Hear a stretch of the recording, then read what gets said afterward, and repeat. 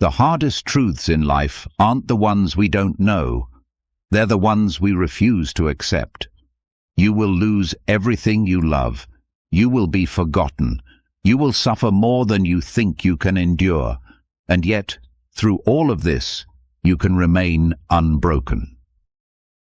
The Stoics didn't promise happiness. They promised strength, forged in the fire of truth. This isn't a story about feeling good. It's a story about becoming good. Because life doesn't care about your comfort, only your courage. The morning you wake up and realize you've been living a lie is the morning you begin to live truthfully. For most of us, that morning never comes. We drift through existence believing we are the captains of our ships, the masters of our destiny, the architects of our fate. We grip the steering wheel of life with white knuckles, convinced that if we just try hard enough, plan thoroughly enough, worry intensely enough, we can control the outcome. Epictetus, a man who knew something about powerlessness, having spent years as a slave, understood this fundamental delusion better than most. "Some things are up to us," he wrote, "others are not." 4 words that sound simple until you truly comprehend their devastating implications. Because if you're honest, truly honest, about what falls into each category, you'll discover that almost everything you spend your time worrying about belongs firmly in the second camp. You cannot control whether you get the job. You can control your preparation, your effort, your attitude. But the decision lies in hands other than yours, influenced by factors you cannot see, shaped by circumstances you cannot predict. You cannot control whether your children love you. You can control how you treat them, how present you are, how consistently you show up. But their hearts, their choices, their feelings toward you remain forever beyond your reach. You cannot control whether your business succeeds. Market forces, economic downturns, competitor innovations, consumer preferences, regulatory changes. 1,000 variables dance in patterns too complex for any mind to fully grasp. You cannot control whether your spouse remains faithful. Trust is not control. Love is not ownership. Commitment is a daily choice made by another autonomous being who remains, fundamentally, a mystery. You cannot control whether you get sick. Genetics, environmental factors, random cellular mutations, viral exposure. Your body operates according to laws that predate your birth and will outlast your death. You cannot control whether your parents approve of your choices. Their values, formed by their experiences, filtered through their fears and hopes and disappointments, create a lens through which they see you, a lens you did not craft and cannot adjust. The list goes on, and the more honest you become about it, the more terrifying it becomes. Because we have built our entire sense of security, our whole identity, our complete worldview around the assumption that we have far more control than we actually possess. We are children playing with toy steering wheels while someone else drives the car. Watch a man in traffic, raging at the cars that won't move, the lights that won't change, the universe that refuses to accommodate his schedule. See how his blood pressure rises, how his jaw clenches, how his entire nervous system floods with stress chemicals, all in response to something completely beyond his influence. He might as well be shouting at the rain to stop falling or commanding the sun to set more slowly. But we do this every day, in 1,000 smaller ways. We stress about our reputation as if we could control what others think. We worry about the future as if our anxiety could alter coming events. We ruminate about the past as if our regret could rewrite history. We exhaust ourselves trying to manage things that exist entirely outside our sphere of influence. The cruel irony is that in our desperate attempt to control what we cannot control, we often neglect what we actually can control. While we're busy trying to manipulate external circumstances, we ignore our internal responses.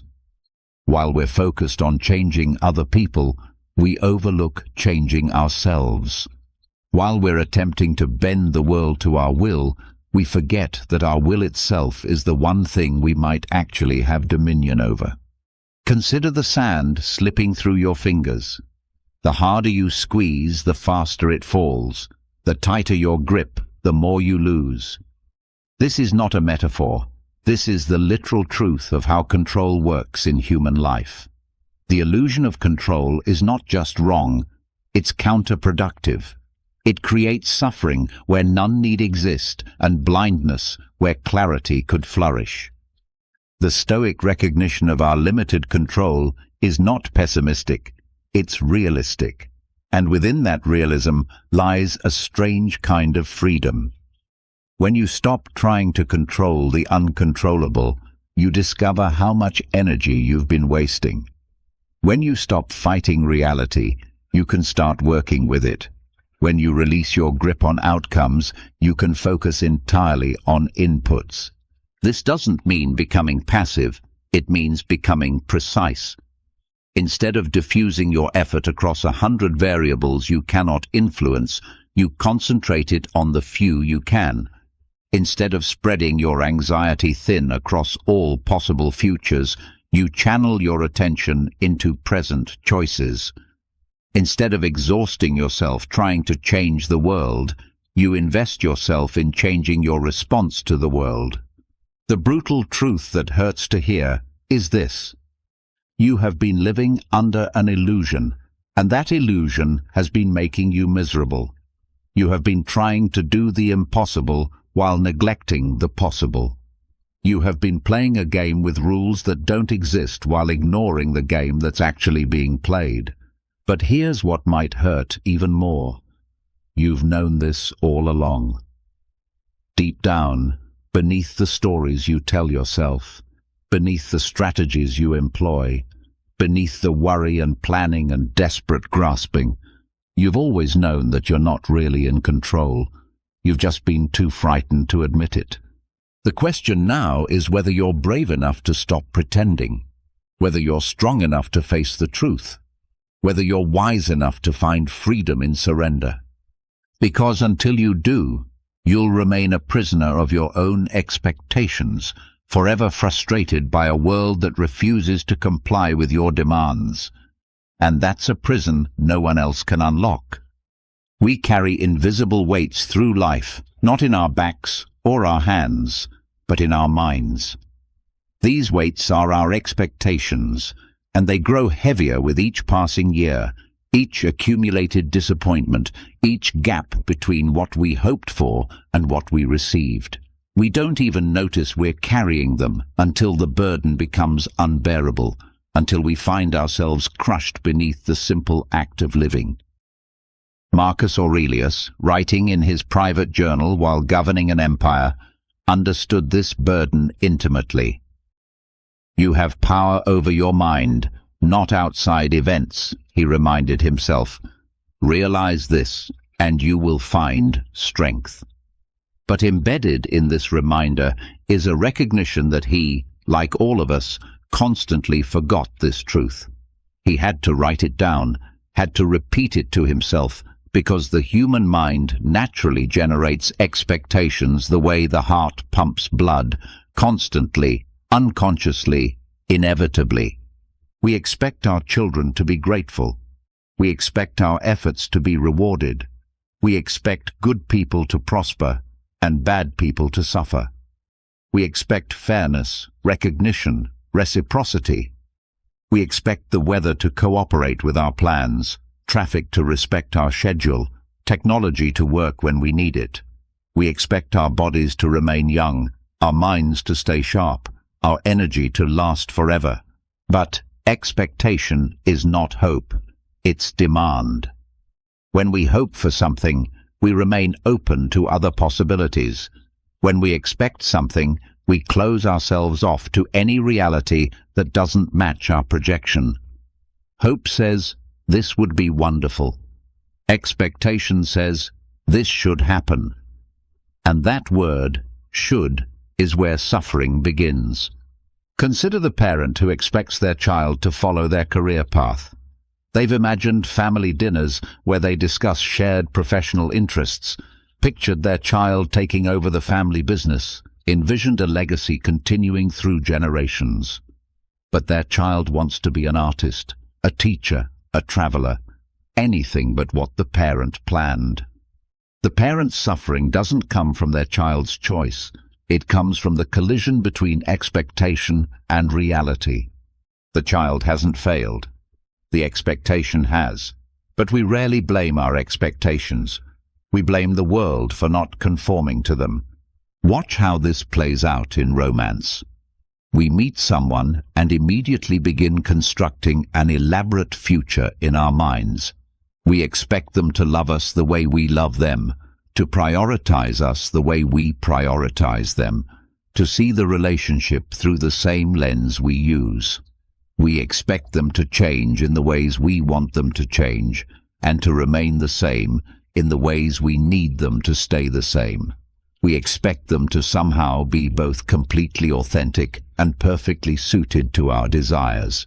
When they inevitably reveal themselves to be human, complex, contradictory, autonomous, we experience this as betrayal. Not because they've done anything wrong, but because they've failed to be the person our expectations created. We suffer not from their reality, but from the death of our fantasy. The workplace operates as a machinery of expectation. We expect hard work to be rewarded, talent to be recognized, dedication to be appreciated. We expect fair treatment, clear communication, logical decision-making. We expect our colleagues to be competent, our bosses to be wise, our organizations to be efficient. When these expectations inevitably crash against the messy reality of human institutions, we call it injustice. But injustice implies a standard that was never agreed upon, a promise that was never made.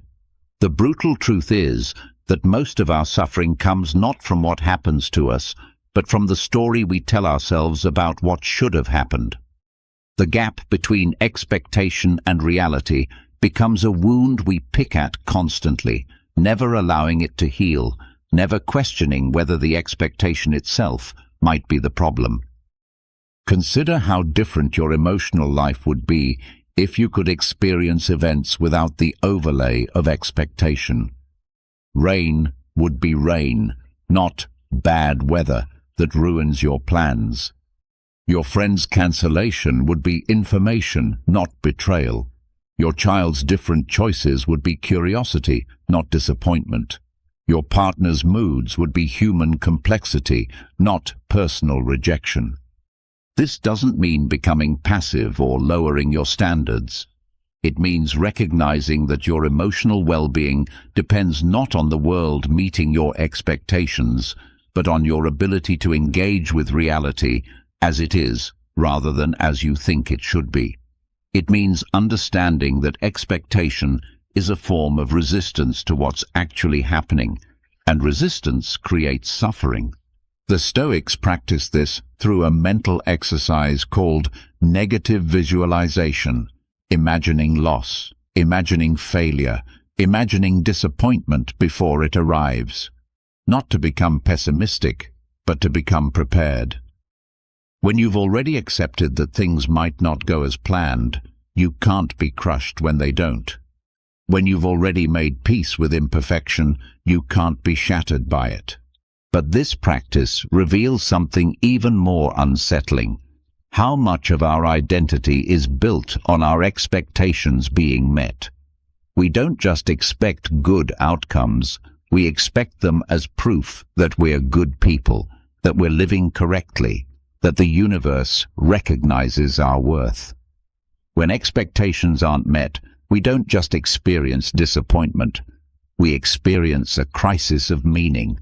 The executive who expects a promotion and doesn't get it questions not just their career strategy, but their entire self-worth. The parent whose child struggles questions not just their parenting methods, but their fundamental adequacy as a human being. The spouse whose marriage fails questions not just their relationship skills, but their capacity to be loved. This is why unmet expectations hurt so much. They don't just disappoint us, they seem to negate us. But this equation, where external outcomes determine internal worth, is precisely what creates the unbearable weight of expectation. When you need the world to cooperate in order to feel okay about yourself, you've made your peace of mind hostage to forces beyond your control. The weight of expectation grows heavier, not just because we accumulate more disappointments, but because we accumulate more evidence that we're not in control of outcomes. Each unmet expectation should teach us to hold them more lightly, but instead, we often hold them more tightly, convinced that if we just expect more clearly, more specifically, more intensely, reality will finally comply. The liberation comes not from having your expectations met, but from releasing the demand that they must be met for you to be okay. This is perhaps the most difficult spiritual practice imaginable, learning to engage fully with life while remaining unattached to specific outcomes. It requires a fundamental shift from "this should happen" to "let's see what happens." And what happens when you make this shift is that life becomes workable again. Not easier, not safer, not more predictable, but workable. Because you're no longer fighting reality, you're dancing with it. There's a moment in every human life when the mythology of fairness finally crumbles. For some, it happens early. The child whose parent dies, the teenager who faces discrimination, the young adult whose efforts go unrewarded, while others succeed through luck or privilege. For others, it takes decades of accumulated evidence before the truth becomes undeniable. The world is not fair, has never been fair, and was never designed to be fair. This realization is devastating because fairness is perhaps our most fundamental expectation. It's embedded in our earliest moral education, reinforced by stories and laws and social contracts. We teach children to share, to take turns, to treat others as they want to be treated, all based on the implicit promise that fairness is both possible and expected. But somewhere between the playground and the graveyard, this promise reveals itself as perhaps the cruelest lie we tell ourselves. Watch how adults react when life treats them unfairly. The shock in their voice when they say, "This isn't right." The indignation when they declare, "This shouldn't be happening." The sense of betrayal when they realize that playing by the rules doesn't guarantee favorable outcomes. They speak as if fairness were a law of physics being violated, rather than a human concept being tested against an indifferent universe. The hard-working employee gets laid off while the slacker gets promoted. The faithful spouse gets cheated on while the unfaithful one finds lasting love elsewhere. The careful driver gets hit by the drunk driver who walks away unharmed. The person who exercises daily and eats well gets cancer, while the person who abuses their body lives to 100. The generous giver dies broke, while the selfish hoarder dies wealthy. These aren't exceptions to the rule. They are the rule. Fairness is the exception, a brief and accidental alignment of outcome with desert that we mistake for the natural order of things. We notice it when it's absent because we expect it to be present, but this expectation has no basis in reality. It's a hope masquerading as an entitlement. The universe operates according to laws, gravity, thermodynamics, evolution, but fairness is not among them. Fairness is a human invention, a social construct, a tool we've created to organize civilization. And like all tools, it works sometimes and fails sometimes, depending on how it's used and whether the conditions support its application. Consider natural disasters. Earthquakes don't target the evil and spare the good. Hurricanes don't check your moral record before deciding whether to destroy your home. Viruses don't consult your contributions to society before deciding whether to infect you. Cancer doesn't review your kindness score before choosing its host. These forces operate according to their own logic, indifferent to human concepts of justice. But we don't just expect fairness from nature, we expect it from other humans, and this expectation creates perhaps even more suffering. We expect people to treat us the way we treat them. We expect reciprocity, gratitude, recognition. We expect good behavior to be rewarded and bad behavior to be punished. We expect consistent application of rules and equal treatment under them. These expectations set us up for constant disappointment because humans are not fair dispensing machines. They are complex beings driven by self-interest, emotions, unconscious biases, and limited perspective. They make decisions based on incomplete information, personal history, and immediate pressures. They have favorites and blind spots, good days and bad days, conscious principles and unconscious patterns. The boss who promotes based on personal affinity rather than merit isn't necessarily corrupt. They might genuinely believe their favorite employee is most qualified, or they might not even realize their bias is operating. The friend who doesn't reciprocate your generosity isn't necessarily ungrateful. They might have different ways of showing care, or different capacities for giving, or simply different priorities. This doesn't excuse harmful behavior or eliminate the need for accountability. It simply recognizes that expecting fairness as a default state is like expecting water to flow uphill.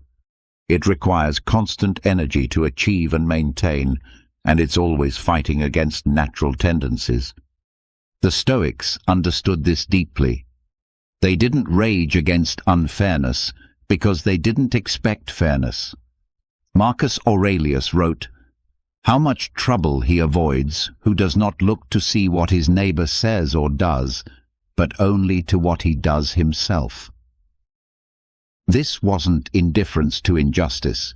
It was recognition that expecting others to behave fairly was a recipe for perpetual frustration. Instead, they focused on what they called their own duty, acting rightly regardless of whether others did the same, regardless of whether their righteousness was rewarded, regardless of whether the universe seemed to care about their moral efforts. They did good because good was worth doing, not because goodness guaranteed good outcomes. This perspective is initially horrifying because it strips away the comforting illusion that virtue is rewarded and vice is punished.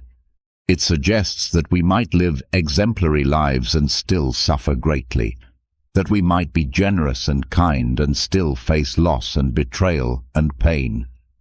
It implies that morality is its own reward because it might be the only reward we get. But within this horror lies a strange liberation. When you stop expecting the world to be fair, you stop being surprised when it isn't. When you stop demanding that others treat you as you treat them, you stop being hurt when they don't. When you stop believing that good behavior should be rewarded, you can engage in good behavior for its own sake. The person who helps others without expecting recognition can't be disappointed by lack of appreciation. The employee who works hard without expecting promotion can't be crushed when advancement doesn't come. The spouse who loves without expecting perfect reciprocity can't be destroyed by their partner's limitations. This doesn't mean becoming cynical or stopping efforts to create fairness where possible. Laws, institutions, and social norms that promote justice are valuable precisely because fairness doesn't occur naturally, but it means engaging in these efforts without the naive expectation that fairness can be permanently achieved or universally applied. The brutal truth about fairness is not just that it doesn't exist, but that our expectation of it is what creates much of our suffering. We don't suffer because life is unfair. We suffer because we believe it should be fair. We don't suffer because people treat us badly. We suffer because we expect them to treat us well. When you release the expectation of fairness, you don't become passive or amoral. You become realistic. You can still work toward justice without being devastated when you don't achieve it. You can still treat others well without being crushed when they don't return the favor. You can still hope for good outcomes without being destroyed when you get bad ones. The world owes you nothing. It never did. It never promised to be fair, to make sense, to reward virtue or punish vice. These were stories we told ourselves to make existence bearable, but the stories were never true. The sooner you accept this, the sooner you can stop wasting energy on resentment and start investing it in response. Because the question isn't whether life is fair. The question is what kind of person you choose to be in an unfair world. You are going to die, and when you do, the universe will continue exactly as if you had never existed. This thought, which should be obvious given that billions of people have already died without stopping the cosmic machinery, somehow feels shocking when applied to yourself. Your ego, that elaborate construction of identity, importance, and permanence, cannot truly accept its own temporary nature. The ego is perhaps humanity's most sophisticated defense mechanism, a psychological fortress built to protect us from the terrifying truth of our insignificance. It whispers constant reassurances. You matter, you're special, you're different, you're permanent. It creates elaborate stories about your importance, your uniqueness, your lasting impact. It builds monuments to itself in achievements, relationships, possessions. Anything that seems to prove your existence matters in some ultimate sense. But the Stoics understood what modern psychology is only beginning to rediscover. The ego is not your friend. It's a prison disguised as a palace, a burden masquerading as a treasure. Every moment you spend protecting it, feeding it, defending it, is a moment stolen from the actual experience of being alive. Marcus Aurelius, the most powerful man in the world during his lifetime, spent his private moments reminding himself of his cosmic insignificance. Remember how brief life is, how vast the universe, he wrote. Remember that tomorrow is uncertain, and even if it comes, it brings no guarantee that it will resemble today. This wasn't depression, it was clarity. This wasn't self-hatred, it was self-honesty. Consider what happens when your ego is threatened. Someone criticizes your work, and instead of hearing feedback, you hear attack. Someone succeeds where you failed, and instead of feeling inspiration, you feel diminishment. Someone ignores your opinion, and instead of accepting their autonomy, you feel insulted. Someone achieves recognition you wanted, and instead of celebrating their success, you feel cheated. These reactions reveal the ego's fundamental delusion, that there's a finite amount of worth in the universe, and others having more means you having less. The ego experiences other people's success as your failure, their happiness as your loss, their recognition as your invisibility. It turns life into a zero-sum competition where everyone else's gain threatens your value. But what is this you that feels so threatened? When you examine it closely, the ego reveals itself to be nothing more than a collection of stories, memories, preferences, and identifications. You think you are your job, your relationships, your achievements, your possessions, your opinions, your history. But strip away these external attachments, and what remains? The exercise is terrifying because what remains seems to be nothing, or at least nothing the ego can recognize as substantial.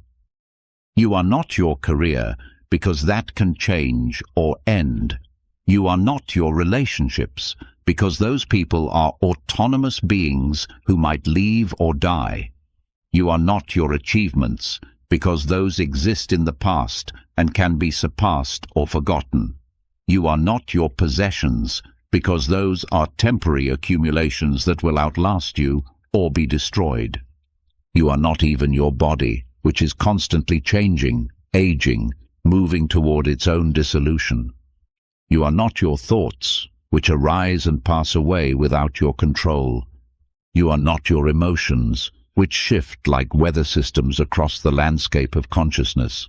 Everything the ego claims as self is either external, temporary, or beyond your ultimate control. This recognition that the ego is essentially empty is what Buddhists call no self, and what Stoics approached through exercises in cosmic perspective. Both traditions understand that the ego's death is not something that happens when your body dies. It's something that can happen while you're fully alive, and when it does, it's liberating rather than devastating. When the ego dies, what dies with it?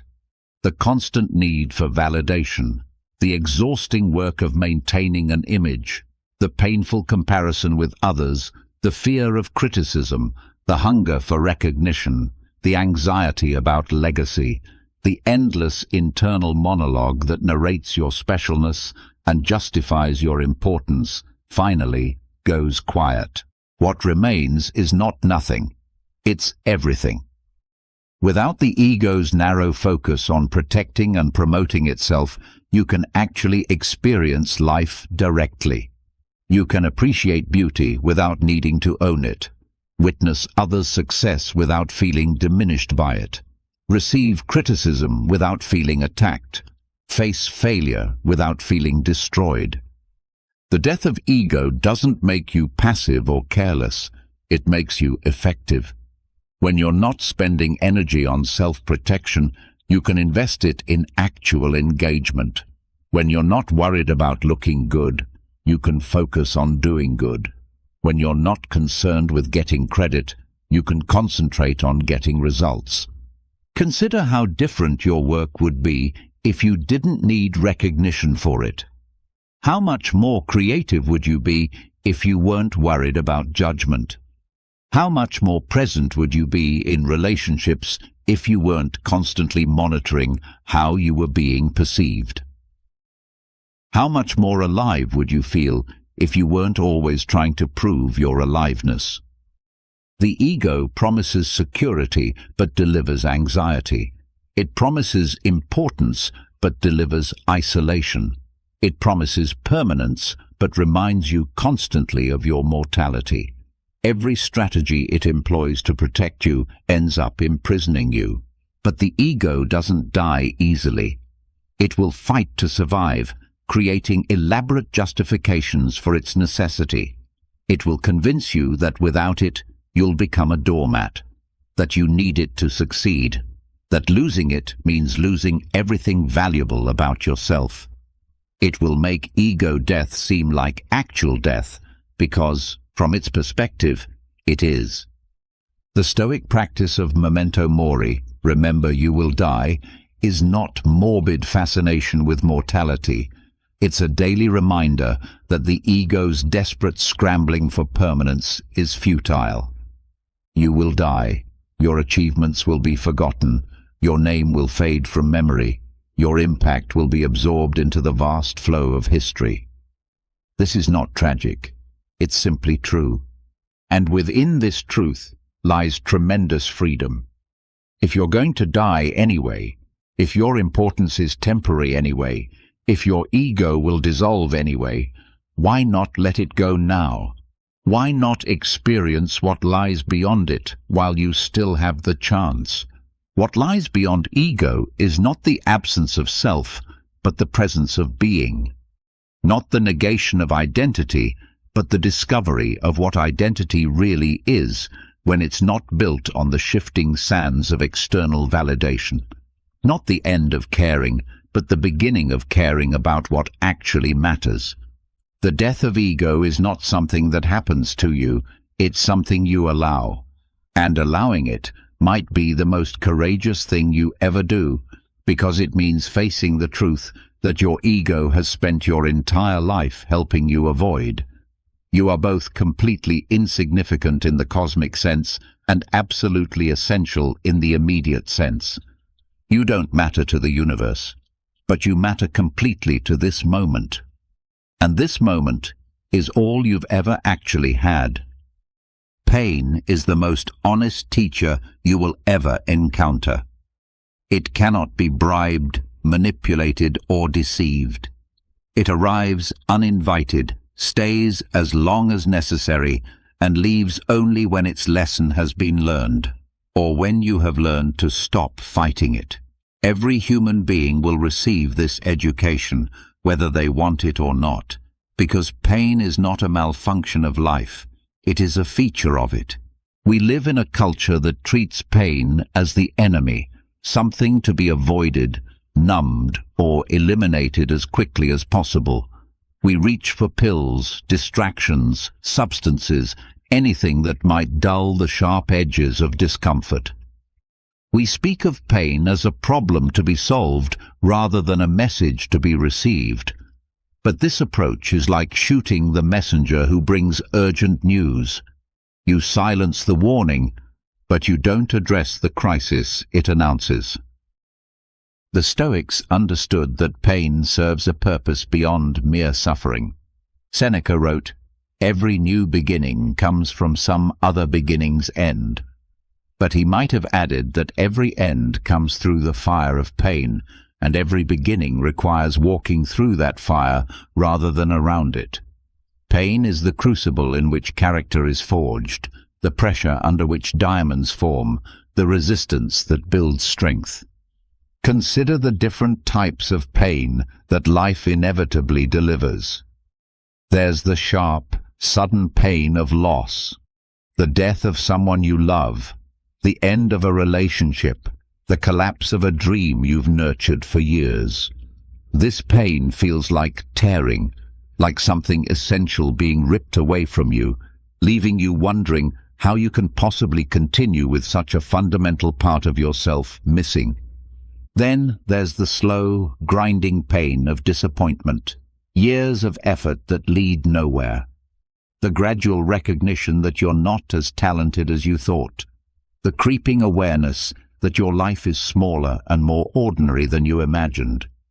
This pain feels like erosion, like being worn down grain by grain until you barely recognize what remains. There's the burning pain of humiliation, being exposed as inadequate, failing publicly, discovering that others see you differently than you see yourself. This pain feels like being turned inside out, like having your most vulnerable parts displayed for judgment. And there's the deep, aching pain of isolation, the recognition that despite being surrounded by people, you are fundamentally alone, that no one can truly understand your experience, that even your closest relationships cannot bridge the essential gap between one consciousness and another. Each type of pain teaches different lessons, but they all share one common curriculum. They teach you who you really are when everything you thought you were is stripped away. Pain is not interested in your self-image, your carefully constructed identity, your preferred version of reality. It meets you where you actually are, not where you pretend to be. Watch what happens when pain arrives. Your first instinct is to escape it, to deny it, fight it, explain it away, Find someone to blame for it. You tell yourself it shouldn't be happening, that it's unfair, that you don't deserve it. You exhaust yourself trying to return to the state you were in before the pain arrived, as if you could somehow undo what has been done. But pain is patient. It will wait while you rage against it, while you bargain with it, while you try to think your way around it. It knows that eventually you will exhaust your strategies of avoidance and be forced to meet it directly. And when you finally do, when you stop running and turn to face what hurts, something remarkable happens. The pain doesn't kill you. This discovery, which seems obvious from the outside, is revolutionary from the inside. You survive the unsurvivable. You endure the unendurable. You continue breathing when breathing seems impossible. The pain that felt like it would destroy you reveals itself to be something you can carry, something you can integrate, something that can coexist with your continued existence. But survival is just the beginning of what pain teaches. As you learn to stop fighting it, you begin to notice what it's actually showing you. The pain of loss teaches you what you truly valued, not what you thought you valued, but what your heart actually held dear. The pain of failure teaches you where your identity was too fragile, too dependent on external validation, too narrow to contain your full humanity. The pain of betrayal teaches you about trust, not that you should never trust again, but that trust is always a risk, always a choice, always an act of courage rather than certainty. The pain of illness teaches you about the temporary nature of everything you take for granted, the precious ordinariness of simple things like breathing without effort or moving without discomfort. Perhaps most importantly, pain teaches you about your own capacity, not just your capacity to suffer, which is greater than you imagined, but your capacity to heal, to adapt, to continue growing even after being broken. You discover resources within yourself that you never knew existed, strengths that only emerge under pressure, abilities that develop only in response to necessity. The person who has never experienced significant pain remains, in important ways, a child. They may be accomplished, intelligent, even kind, but they lack the depth that only comes from having been tested by suffering. They cannot truly empathize with others' struggles because they haven't faced their own. They cannot appreciate ordinary happiness because they've never known its absence. This doesn't mean we should seek pain or glorify suffering. Pain is not good in itself. It simply is, like gravity or weather. But our response to pain can be good or bad, constructive or destructive, growth-inducing or growth-inhibiting. The person who learns to work with pain rather than against it discovers that it can be transformed from an enemy into an ally. The Stoic exercise of premeditatio malorum, imagining loss and suffering before they arrive, is not pessimism, but preparation. When you've already contemplated the worst-case scenarios, when you've already felt in imagination what real loss might bring, you're better equipped to handle it when it actually comes. You're less likely to be overwhelmed, more likely to respond wisely rather than react blindly. But the deeper purpose of this practice is to recognize that pain is not the opposite of a good life. It's an integral part of any complete life. The person who tries to avoid all pain ends up avoiding life itself, creating a smaller and smaller circle of safety that eventually becomes a prison. The mirror of pain shows you things about yourself that no other experience can reveal. It shows you your attachments, what you cling to so tightly that losing it causes agony. It shows you your fears, what you're so afraid of that anticipating it creates suffering. It shows you your limitations, where your current way of being in the world is insufficient for what life demands. But it also shows you your resilience, your capacity to love even when love brings loss, your ability to hope even after hope has been disappointed, your willingness to remain open even after openness has led to hurt. Pain reveals not just your weaknesses, but your strengths, strengths you couldn't know you possessed until you were forced to use them. The brutal truth about pain is that avoiding it is impossible, but resisting it is what turns inevitable discomfort into unnecessary suffering. The person who accepts pain as a teacher rather than fighting it as an enemy discovers that even the harshest lessons can lead to the deepest wisdom, and wisdom, once gained through pain, can never be taken away. It becomes part of who you are, woven into your understanding so completely that you cannot imagine being without it. This is why those who have suffered deeply often speak of their pain as a gift, not because suffering itself is good, but because what suffering teaches, when received with an open heart, is invaluable. The fire that burns away what is false also reveals what is true. And what is true, it turns out, is strong enough to withstand any flame. You are an addict, and your drug of choice is more.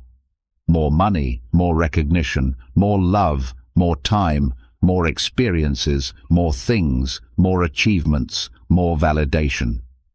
You chase this drug with the desperate intensity of someone convinced that the next hit will finally be enough, that the next acquisition will fill the void, that the next success will prove your worth.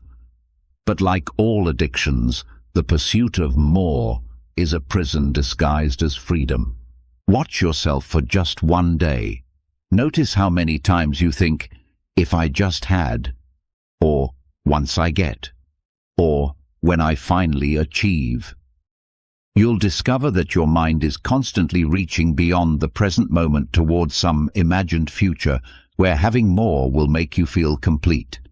This reaching, this constant grasping, this inability to be satisfied with what is, this is the prison of desire, and most people spend their entire lives locked inside it without ever realizing the key is in their own hand.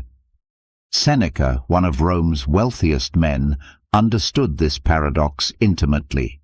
He wrote, "It is not the man who has too little, but the man who craves more, who is poor." This wasn't philosophical posturing from someone who didn't understand material struggle.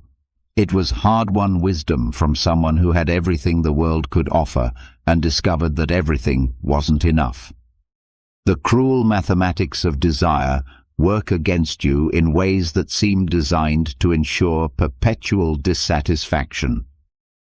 When you get what you want, the pleasure is always temporary. The promotion you worked years to achieve feels good for days or weeks, then becomes the new baseline.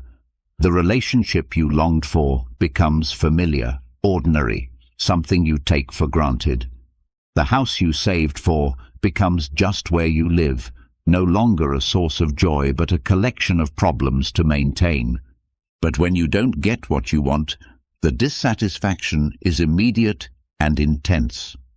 The job rejection stings for months. The romantic disappointment creates lasting wounds.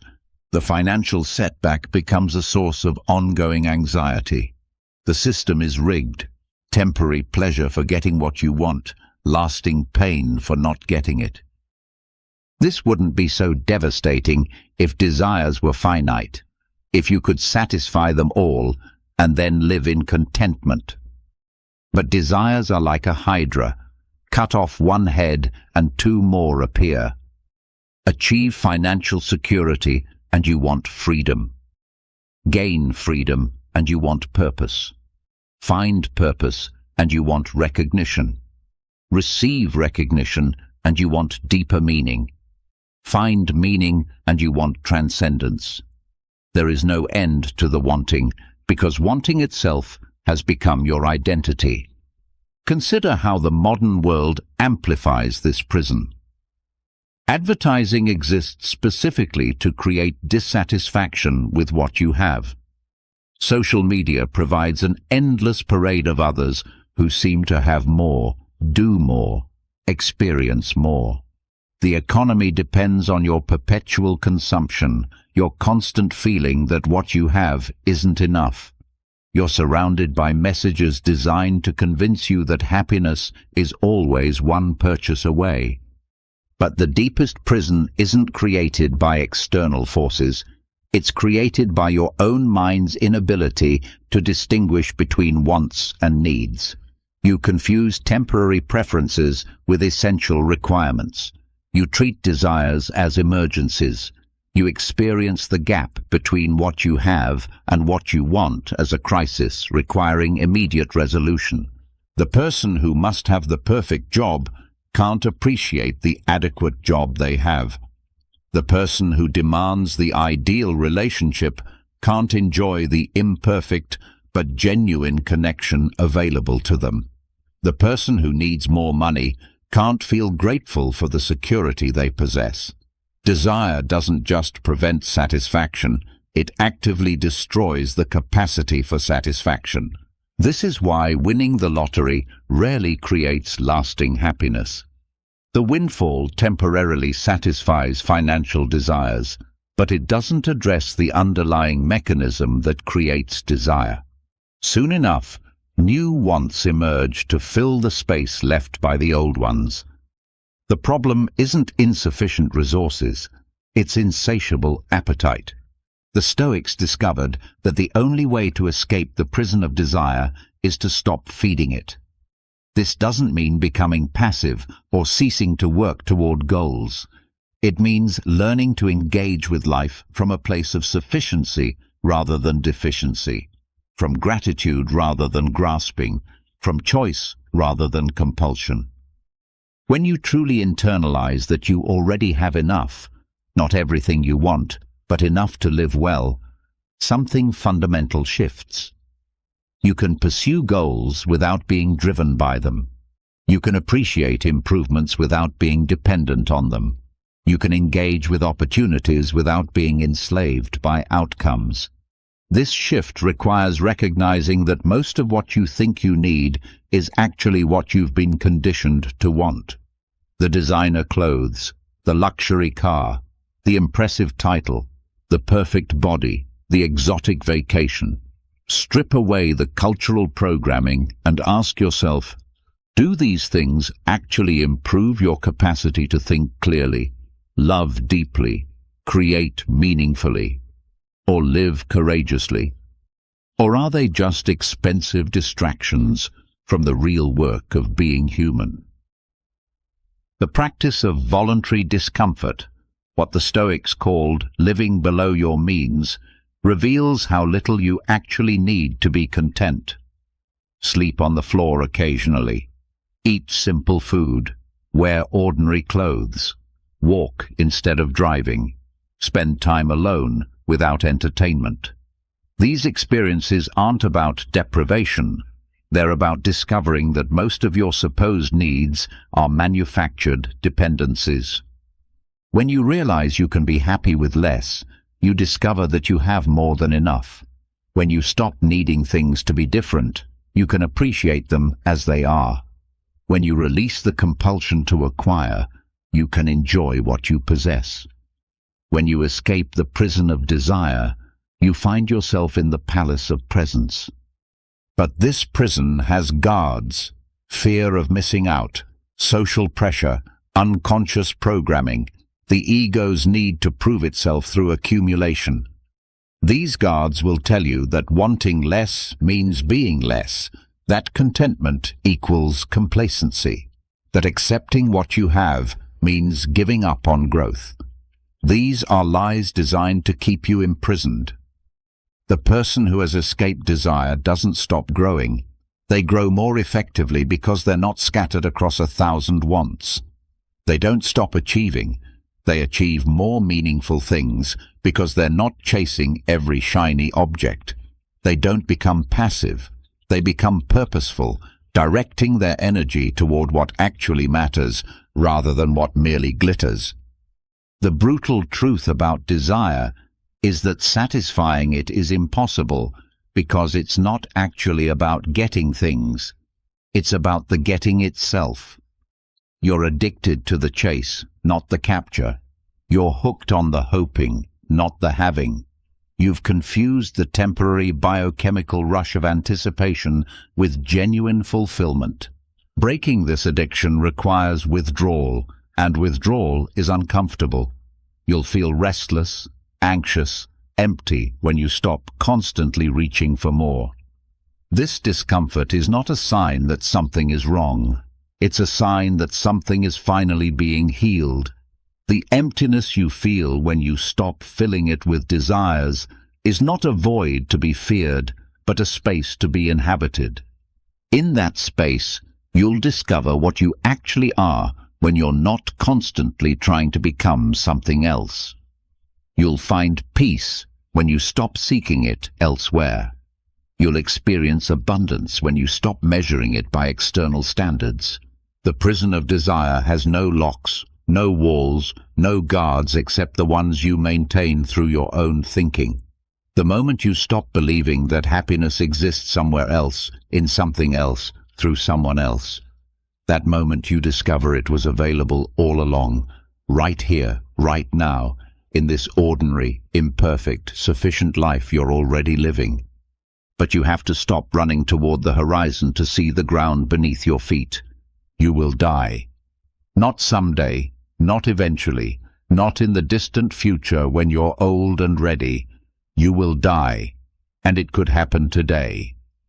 This fact, which you know intellectually but refuse to accept emotionally, shapes every anxiety, drives every desperate pursuit, underlies every attempt to create permanent security in an impermanent world. Your fear of death isn't just about dying, it's about living, because the terror of mortality infects every moment you're alive. Marcus Aurelius counseled, "You came from nothing and will return to nothing. What have you lost?" But this question, meant to bring comfort, often brings horror instead. Because if you came from nothing and return to nothing, what does anything matter? If your consciousness, this precious, unique, irreplaceable awareness that seems to be the center of the universe, will simply cease, then what's the point of any effort, any love, any struggle? This is the existential crisis that most people spend their lives avoiding. We construct elaborate defenses against mortality. We exercise obsessively to delay it, accumulate wealth to create the illusion of security, build legacies to outlast it, follow religions that promise to transcend it. We live as if death were a problem to be solved rather than a fact to be accepted. But every defense against death becomes a defense against life. When you're terrified of dying, you become terrified of truly living. Risk becomes unbearable because risk acknowledges mortality. Vulnerability becomes impossible because vulnerability admits fragility. Presence becomes elusive because the present moment is where death always finds you. Watch how the fear of death manifests in daily life. The obsession with safety that prevents adventure. The accumulation of possessions that creates the illusion of permanence. The desperate need for control that exhausts you with anxiety. The paralysis when facing major decisions because choosing one path means losing another.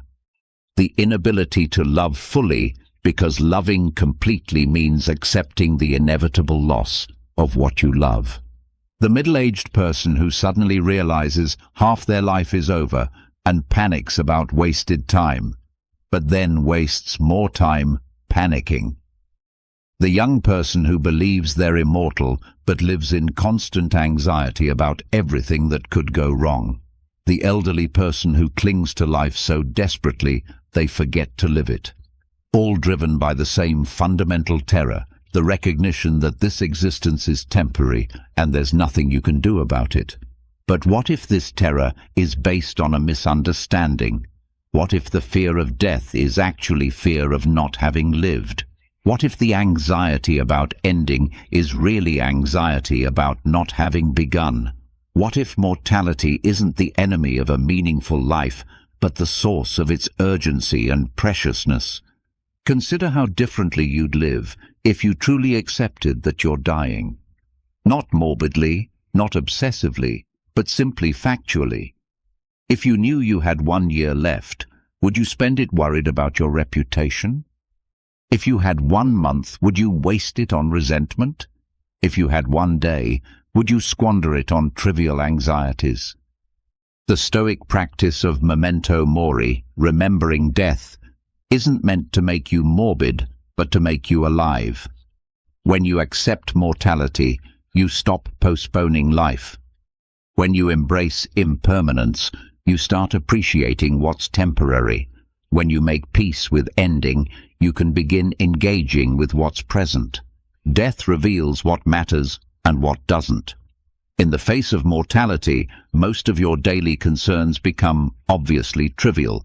The promotion you're stressed about, the slight from a colleague, the perfect vacation, the social media argument, all of it shrinks to its proper size when viewed from the perspective of limited time.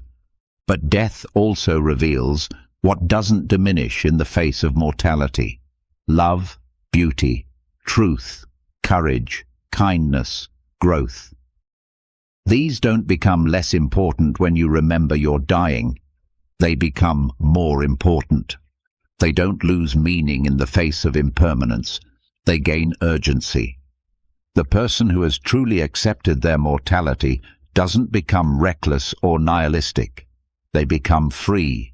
Free from the endless anxiety of trying to avoid the unavoidable. Free from the exhausting effort of pretending permanence is possible. Free from the desperate accumulation of security against an insecure world. This freedom allows for a different kind of engagement with life. When you're not spending energy on the impossible task of avoiding death, you can invest that energy in the possible task of living fully. When you're not postponing everything until you feel secure, you can engage with insecurity as the permanent condition of existence. The brutal honesty about death forces an equally brutal honesty about life. If you're going to die anyway, why are you waiting to do what matters to you? If your time is limited anyway, why are you spending it on things that don't align with your values? If security is impossible anyway, why are you sacrificing adventure for safety? But accepting mortality isn't just about changing how you live. It's about changing how you see. When you truly internalize your temporary nature, you begin to see the temporary nature of everything else. Your problems, your circumstances, your feelings, your relationships. This too shall pass, becomes not just a consolation, but a liberation. The job you hate? Temporary. The pain you're experiencing? Temporary. The conflict in your relationship? Temporary. The financial stress? Temporary. The political crisis? Temporary. This doesn't minimize these challenges, but it puts them in perspective. They're chapters in your story, not the entire book, and the book itself has a limited number of pages. This perspective brings both humility and courage. Humility because you realize how small your part is in the vast drama of existence. Courage because you realize how precious your part is precisely because it's so brief and unrepeatable.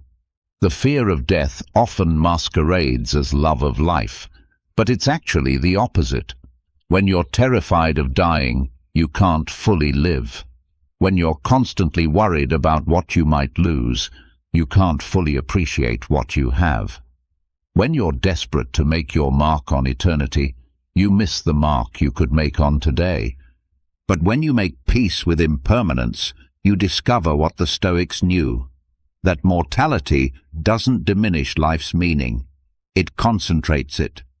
Every moment becomes more precious because there are a finite number of them. Every relationship becomes more valuable because it won't last forever. Every experience becomes more vivid because you won't have infinite opportunities to repeat it.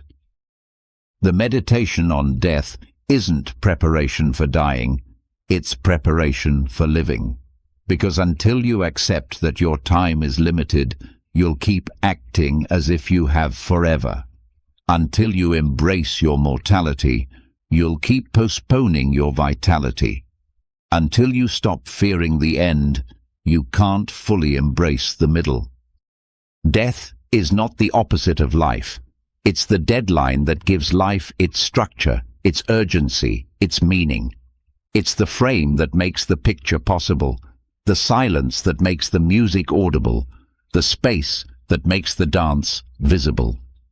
You are dying, and this is the most important fact about your existence. Not because it makes life meaningless, but because it makes life mean everything. Not because it should terrify you, but because it should liberate you. The question isn't whether you'll die, you will. The question is whether you'll live before you do. Freedom is not free, and the price is higher than most people are willing to pay. It costs your illusions, your excuses, your blame, your victim stories, your need for approval, your comfort zones, your unconscious patterns, your ego's demands, and your desperate clinging to security. Most people, when they see the actual price tag, decide that freedom is too expensive and settle for the familiar prison of their own limitations. But here's what they don't understand. You're already paying a price. The price of unfreedom is your vitality, your authenticity, your peace of mind, your capacity for joy, your ability to love fully, and your potential for growth. You're trading your sovereignty for security, your truth for acceptance, your power for comfort. And unlike the cost of freedom, which you pay once and own forever, the cost of unfreedom is paid daily, hourly, with every compromise and every surrender. True freedom begins with the recognition that no one is coming to save you. Not your parents, not your partner, not your government, not your therapist, not your guru, not your God. You are the only person with both the responsibility and the capability to create the life you want to live. This recognition is simultaneously terrifying and liberating. Terrifying because it strips away all your external supports, liberating because it reveals your own power. The Stoics understood that external freedom, political, economic, social, is ultimately illusory. Epictetus knew this intimately, having lived as a slave who was internally freer than most free men. No one can hurt you without your permission, he taught, not as philosophical abstraction, but as lived reality. He had discovered what every free person discovers, that the only freedom that cannot be taken from you is the freedom to choose your response to whatever circumstances you face. But this internal freedom demands brutal self-honesty about where you've been surrendering your power. Every time you blame someone else for your circumstances, you give them control over your life. Every time you wait for permission to pursue what matters to you, you make yourself a child waiting for parental approval. Every time you allow fear to dictate your choices, you become fear's slave rather than your own master. Look at the ways you've been enslaving yourself. You stay in relationships that drain you because leaving would be uncomfortable. You remain in jobs that kill your soul because change involves risk. You suppress your authentic thoughts because expressing them might create conflict. You follow other people's expectations because disappointing them feels unbearable. You avoid challenging conversations because confrontation makes you anxious. Each of these choices seems reasonable in isolation, but together they form a pattern of voluntary servitude. You've become so accustomed to avoiding discomfort that you've forgotten how to choose difficulty in service of growth. You've become so skilled at managing other people's emotions that you've lost touch with your own. You've become so practiced at meeting external expectations that you no longer know what you actually want. The cost of this pattern is enormous, but it's paid gradually so you don't notice the accumulation. Day by day, choice by choice, compromise by compromise, you give away pieces of yourself until you wake up one day wondering who you've become and how you got there. You look in the mirror and see a stranger, someone who looks like you but seems to be living someone else's life. True freedom requires taking back this power you've been surrendering. It means accepting responsibility not just for your actions, but for your reactions, not just for your choices, but for your emotional responses to your circumstances. It means recognizing that while you cannot control what happens to you, you can always control what happens within you. But this level of responsibility is overwhelming for most people. It's easier to believe that your unhappiness is caused by your difficult boss, your demanding family, your challenging circumstances, your past trauma, your current limitations.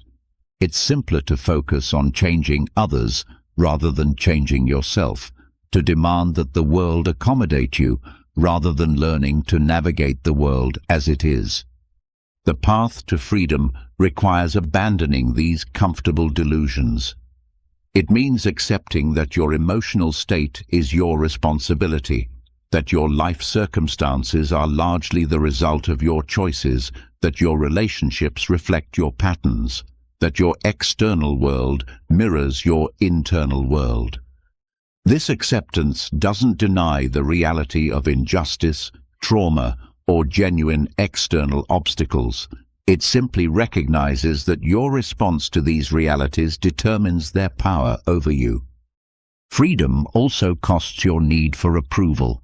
As long as you require other people's validation to feel okay about yourself, you remain dependent on their opinions, moods, and preferences.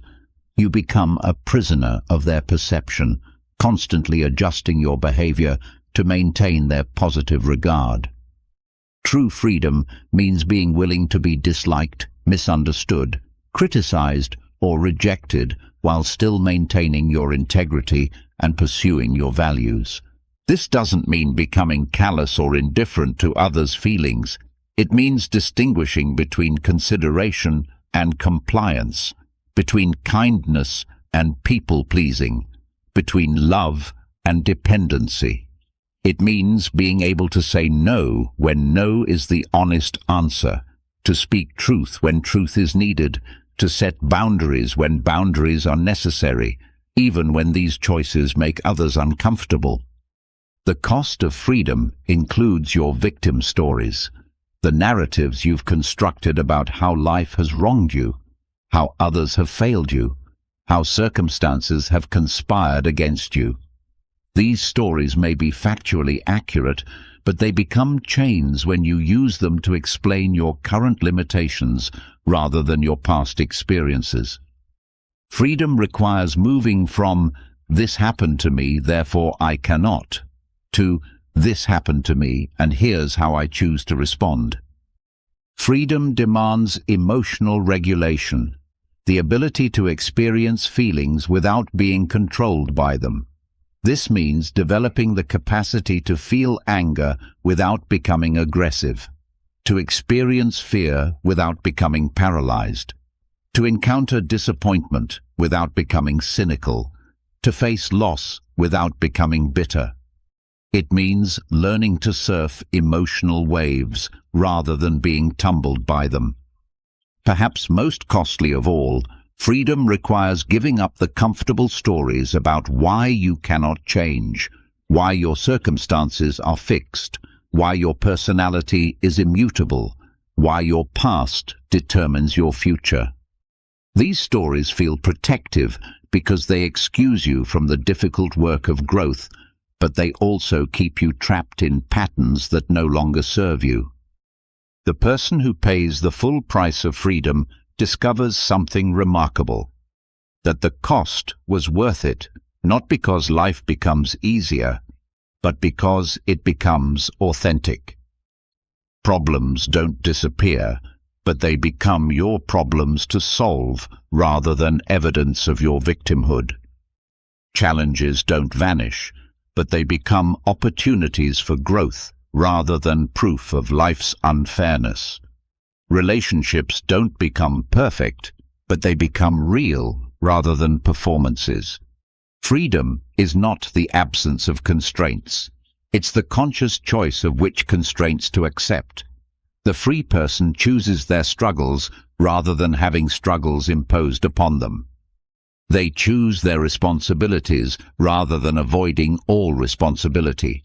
They choose their values rather than inheriting others' expectations. But this choice must be made daily, hourly, moment by moment. Freedom is not a destination you reach, but a practice you maintain. It requires constant vigilance against the tendency to slip back into blame, excuse-making, people-pleasing, and victimhood. It demands ongoing courage to face discomfort rather than avoiding it, to speak truth rather than telling people what they want to hear, to take responsibility rather than finding someone else to blame.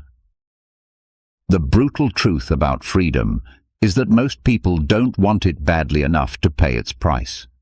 They want the benefits of freedom, authenticity, peace, power, joy, without the costs. They want to be free while still maintaining their excuses, keeping their victim stories, avoiding difficult conversations, and staying in their comfort zones. But freedom doesn't work that way. You cannot be partially free any more than you can be partially honest or partially pregnant. Freedom is a binary choice that must be made completely or not at all. The question is not whether you deserve freedom. You do. The question is whether you want it more than you want the familiar prison of your limitations, whether you're willing to trade security for sovereignty, comfort for authenticity, approval for integrity. The door to your cage has always been unlocked. The question is whether you're brave enough to open it. The moment you realize that no one is coming to save you is the moment you can begin saving yourself.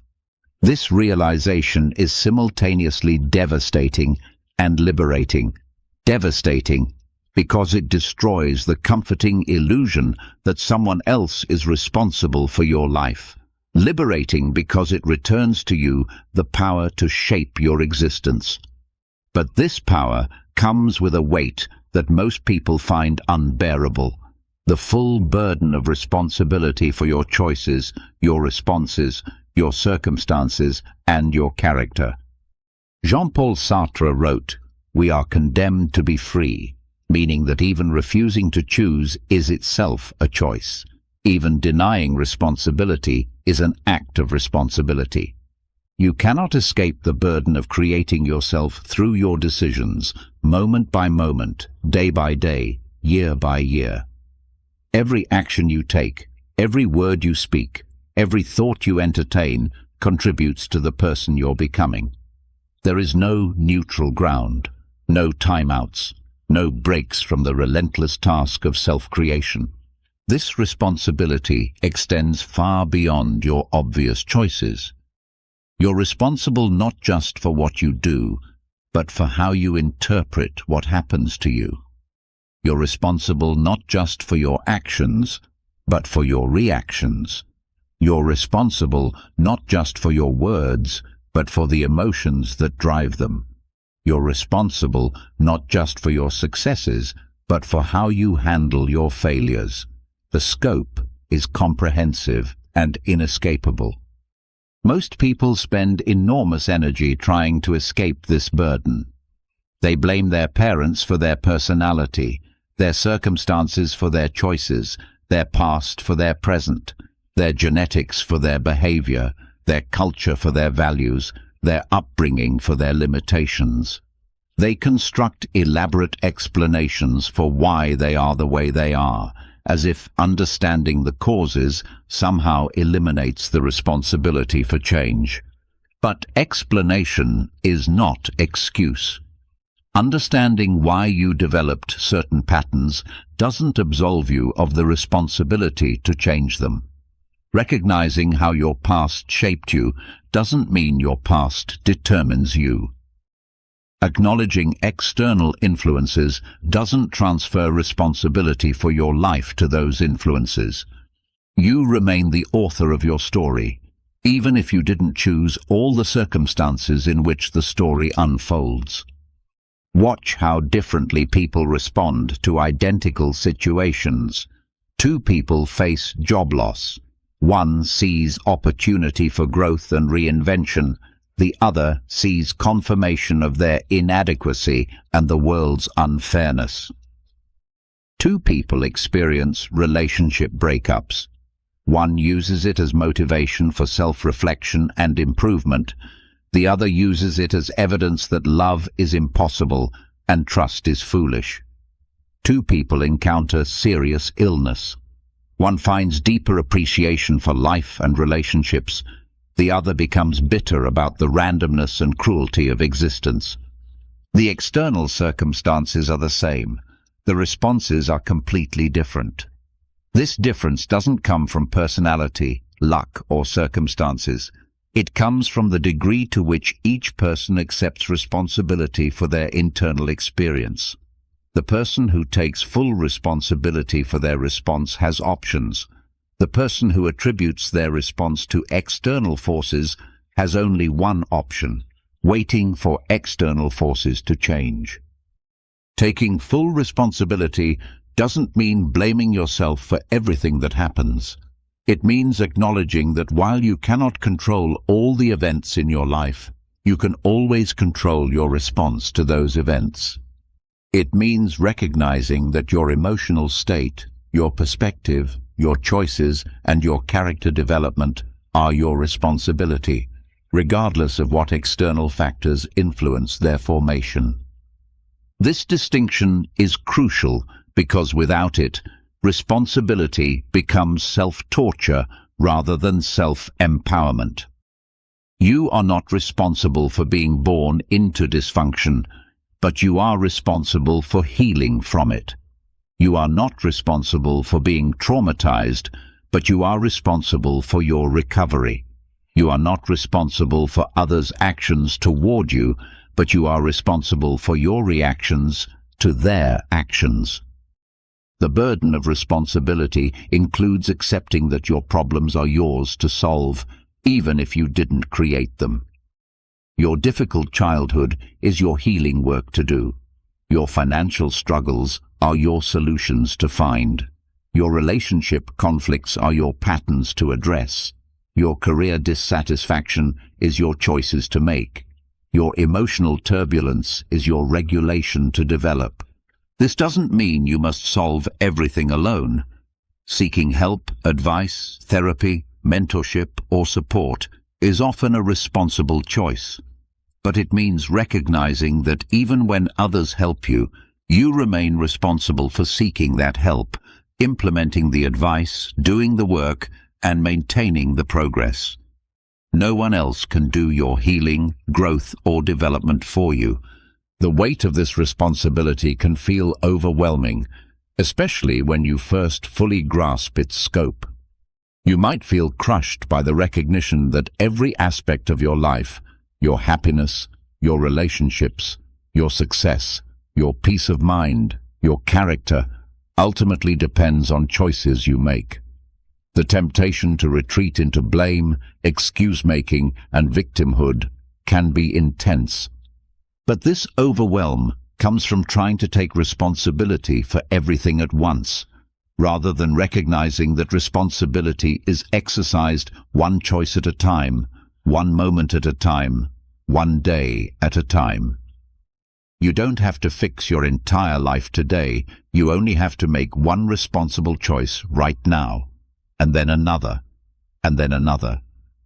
The person who embraces full responsibility discovers something remarkable, that taking responsibility for problems gives you power to solve them, while avoiding responsibility for problems leaves you powerless to change them. When you blame external circumstances for your unhappiness, you have to wait for external circumstances to change before you can be happy. When you accept responsibility for your unhappiness, you can begin working on happiness immediately. This shift from external locus of control to internal locus of control transforms everything. Instead of being a victim of your circumstances, you become the architect of your response to your circumstances. Instead of being powerless against external forces, you become powerful through internal choice. Instead of waiting for the world to change, you start changing yourself. But responsibility also requires acknowledging the full scope of your influence. You're responsible not just for your obvious choices, but for your unconscious patterns, not just for your intentional actions, but for your habitual reactions, not just for your direct words, but for the energy and emotion behind them. You're responsible for the ripple effects of your behavior, the impact of your presence, the consequences of your choices on others. This extended responsibility can feel burdensome because it means you cannot simply focus on your own immediate desires and ignore how your choices affect others. You must consider not just what you want, but what serves the larger good. Not just what feels good in the moment, but what creates positive long-term consequences. Not just what benefits you, but what contributes to the well-being of those around you. The Stoics understood that true responsibility includes responsibility to others, to community, to society, to future generations. Marcus Aurelius, despite having absolute power, constantly reminded himself of his duty to serve the common good. This wasn't self-sacrifice, but enlightened self-interest, recognizing that individual well-being is ultimately inseparable from collective well-being. Taking full responsibility also means accepting that you are responsible for becoming the kind of person others can depend on. This includes developing reliability, integrity, emotional stability, and the capacity to keep commitments even when they become inconvenient. It means being someone others can trust, not just in big moments, but in small daily interactions. Perhaps the heaviest aspect of responsibility is accepting that you are responsible for your own character development. No one else can make you honest, kind, courageous, or wise. These qualities must be cultivated through your own choices, practiced through your own actions, strengthened through your own discipline. You cannot inherit character, buy it, or receive it as a gift.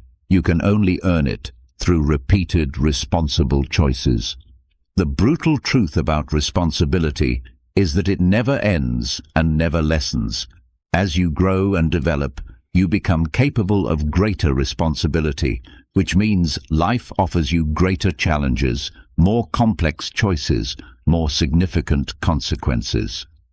The burden doesn't get lighter, you get stronger at carrying it. But this increasing capacity to bear responsibility is what transforms you from a child into an adult, from a victim into a creator, from someone who happens to life into someone to whom life happens.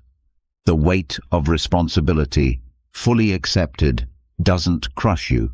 It forges you into someone capable of handling whatever life presents. The question is not whether you want this responsibility. You have it, whether you want it or not. The question is whether you'll acknowledge it and use it to create the life and the person you want to become, or whether you'll deny it and remain forever at the mercy of forces you refuse to recognize as your own choices. No one is coming to save you. This is the most terrifying and most liberating truth you will ever face. Terrifying because it strips away all illusions of external rescue. Liberating because it reveals that the power to create change has been in your hands all along. There comes a moment in every life when you must choose between resignation and rebellion, between surrendering to circumstances and fighting for something better, between accepting defeat and igniting the fire within that refuses to be extinguished. This moment might come disguised as a crisis, a loss, a failure, or simply the slow recognition that the life you're living is not the life you meant to live. But when it arrives, you will face the most important choice you'll ever make, whether to let life break you or to let it forge you. The fire within is not anger, though anger may kindle it. It's not rage, though rage may fuel it. It's not even passion, though passion may express it. The fire within is something deeper.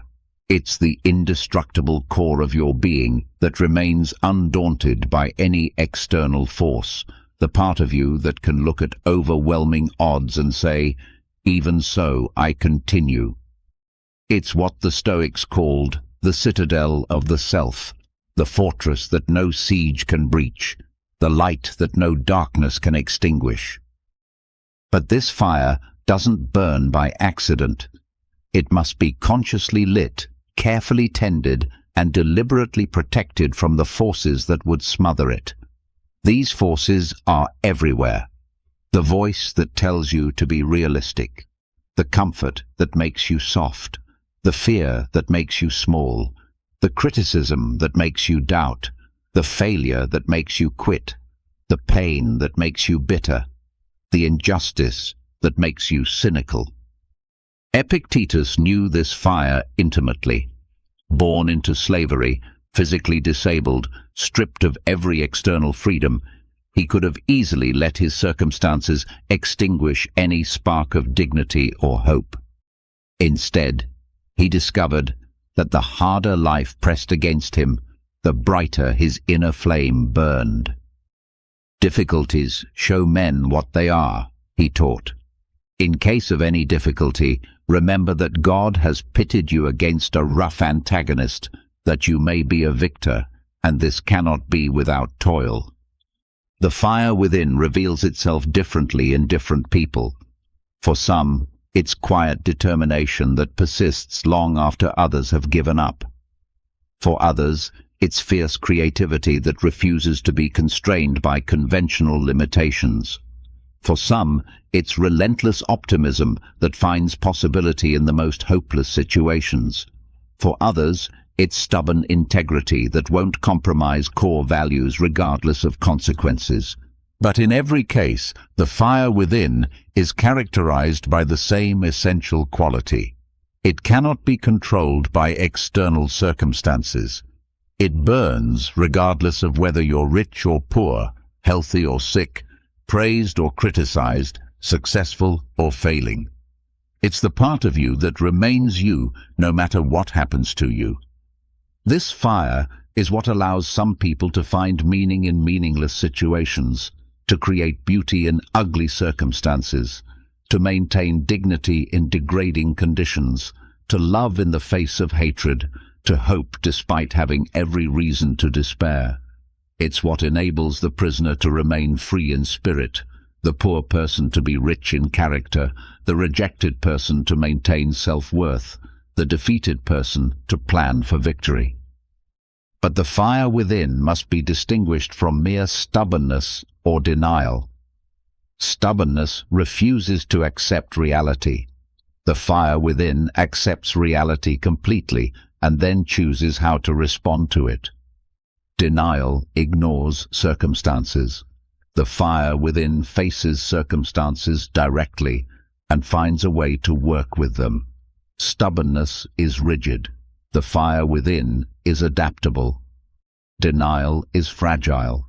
The fire within is anti-fragile. It grows stronger under pressure. Consider what happens when this fire is absent. Without it, you become reactive rather than responsive, victim rather than victor, passenger rather than pilot. You let circumstances determine your emotional state. Other people's opinions determine your self-worth. External events determine your internal experience. You become like a leaf blown by whatever wind happens to be blowing, with no capacity to choose your direction or maintain your course. But when the fire within burns bright, you become what Nassim Taleb calls anti-fragile. Not just able to survive stress and chaos, but able to grow stronger because of them.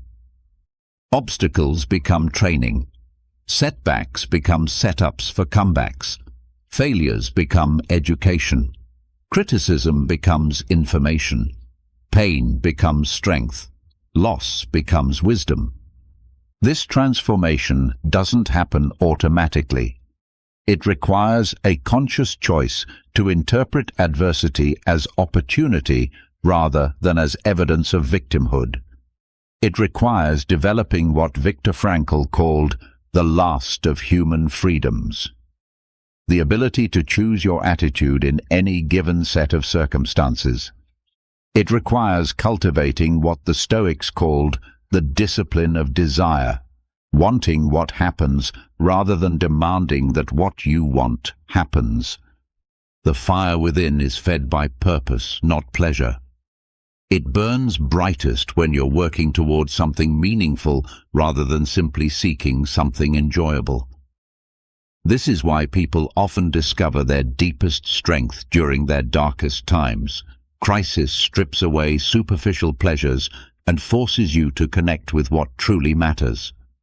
But purpose alone isn't enough to sustain the fire. It must be combined with what the Stoics called discipline, the consistent choice to act according to your values rather than your impulses, to pursue what's important rather than what's easy, to build character rather than simply accumulate experiences. This discipline manifests in countless small daily choices: getting up when you don't feel like it, doing the work when it's difficult, keeping commitments when they're inconvenient, treating people well when they don't deserve it, pursuing growth when it's uncomfortable, maintaining hope when it seems unreasonable. Each of these choices adds fuel to the fire within. Each compromised choice dampens it. This is why character is built through habit rather than through intention, because the fire within is maintained through consistent action, not occasional inspiration. The person whose fire burns bright becomes a different kind of human being. They develop what the ancient Greeks called ataraxia, unshakable tranquility that comes not from avoiding disturbance, but from maintaining inner stability regardless of external turbulence. They possess what the Romans called virtus, strength that expresses itself not through domination of others, but through mastery of self. But perhaps most importantly, they develop the capacity to light this fire in others.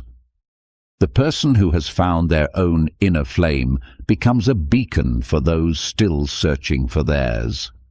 They demonstrate that resilience is possible, that meaning can be found in suffering, that dignity can be maintained in any circumstances, that the human spirit is ultimately unconquerable.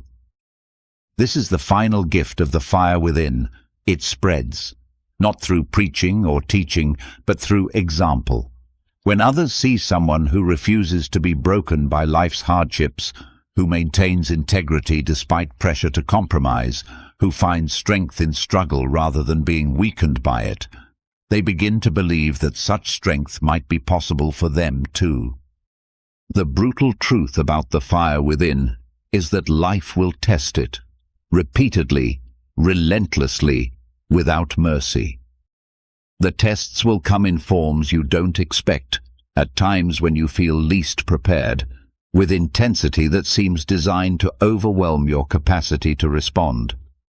But these tests are not punishments. They are opportunities to discover just how bright your flame can burn. Every time you choose courage over comfort, growth over safety, integrity over expedience, purpose over pleasure, you add fuel to this fire. Every time you refuse to let circumstances determine your character, refuse to let others' behavior determine your behavior, refuse to let external events determine your internal state, the flame burns brighter. The fire within cannot be given to you by others, but it cannot be taken from you by others either. It cannot be purchased, but it cannot be stolen. It cannot be inherited, but it cannot be destroyed. It can only be lit by your own choice and maintained by your own discipline. The question is not whether you have this fire. You do. The question is whether you'll choose to kindle it or let it remain dormant. Whether you'll feed it with purpose and discipline or let it be smothered by comfort and compromise. Whether you'll use it to forge yourself into something stronger or let life's pressures crush you into something smaller. Because in the end, that's what separates those who thrive from those who merely survive. Not their circumstances, but their response to circumstances. Not what happens to them, but what they choose to do with what happens to them. Not the fire life throws at them, but the fire they kindle within themselves. And once that fire is burning bright, nothing, absolutely nothing, can extinguish it except your own choice to let it die. In the eye of every hurricane lies perfect stillness. While winds rage at hundreds of miles per hour, while debris flies and structures collapse, while chaos reigns in every direction, there exists a space of absolute calm. This space is not an absence of the storm. It's surrounded by the storm, defined by the storm, made possible by the storm. And within you, no matter how chaotic your external circumstances become, there exists this same space of unshakable stillness. The world will always be in turmoil. Markets will crash and recover. Relationships will form and dissolve. Health will flourish and fail. Jobs will come and go. People will love you and disappoint you, praise you and criticize you, understand you and misunderstand you. News cycles will deliver an endless stream of crises, conflicts and catastrophes. Social media will assault you with a constant barrage of opinions, outrage and anxiety. The external world, by its very nature, is turbulent. But the Stoics discovered something remarkable. This external chaos need not create internal chaos. Marcus Aurelius, governing an empire in constant crisis, wrote in his personal journal, "You have power over your mind, not outside events. Realize this, and you will find strength." He was not writing from a peaceful retreat, but from military campaigns, political upheavals and personal tragedies. He found stillness not by avoiding the storm, but by finding the I within it. This stillness is not indifference, it's clarity. It's not numbness, it's presence. It's not detachment from life, it's engagement with life from a place of centered awareness rather than reactive emotion. When you operate from this stillness, you see situations more clearly, respond more wisely, and act more effectively than when you're swept up in the emotional turbulence that chaos naturally generates. Watch someone who has cultivated this inner stillness during a crisis. While others panic, they assess. While others react emotionally, they respond thoughtfully. While others are paralyzed by uncertainty, they take measured action. They're not unaffected by the situation. They're affected differently. They feel the weight of circumstances without being crushed by it. Acknowledge the difficulty without being overwhelmed by it. Face the uncertainty without being paralyzed by it. This stillness is cultivated through practice, not granted through circumstances. It's developed by repeatedly choosing conscious response over automatic reaction, by consistently returning to breath and awareness when emotions threaten to overwhelm reason, by regularly stepping back from the immediate drama to gain broader perspective.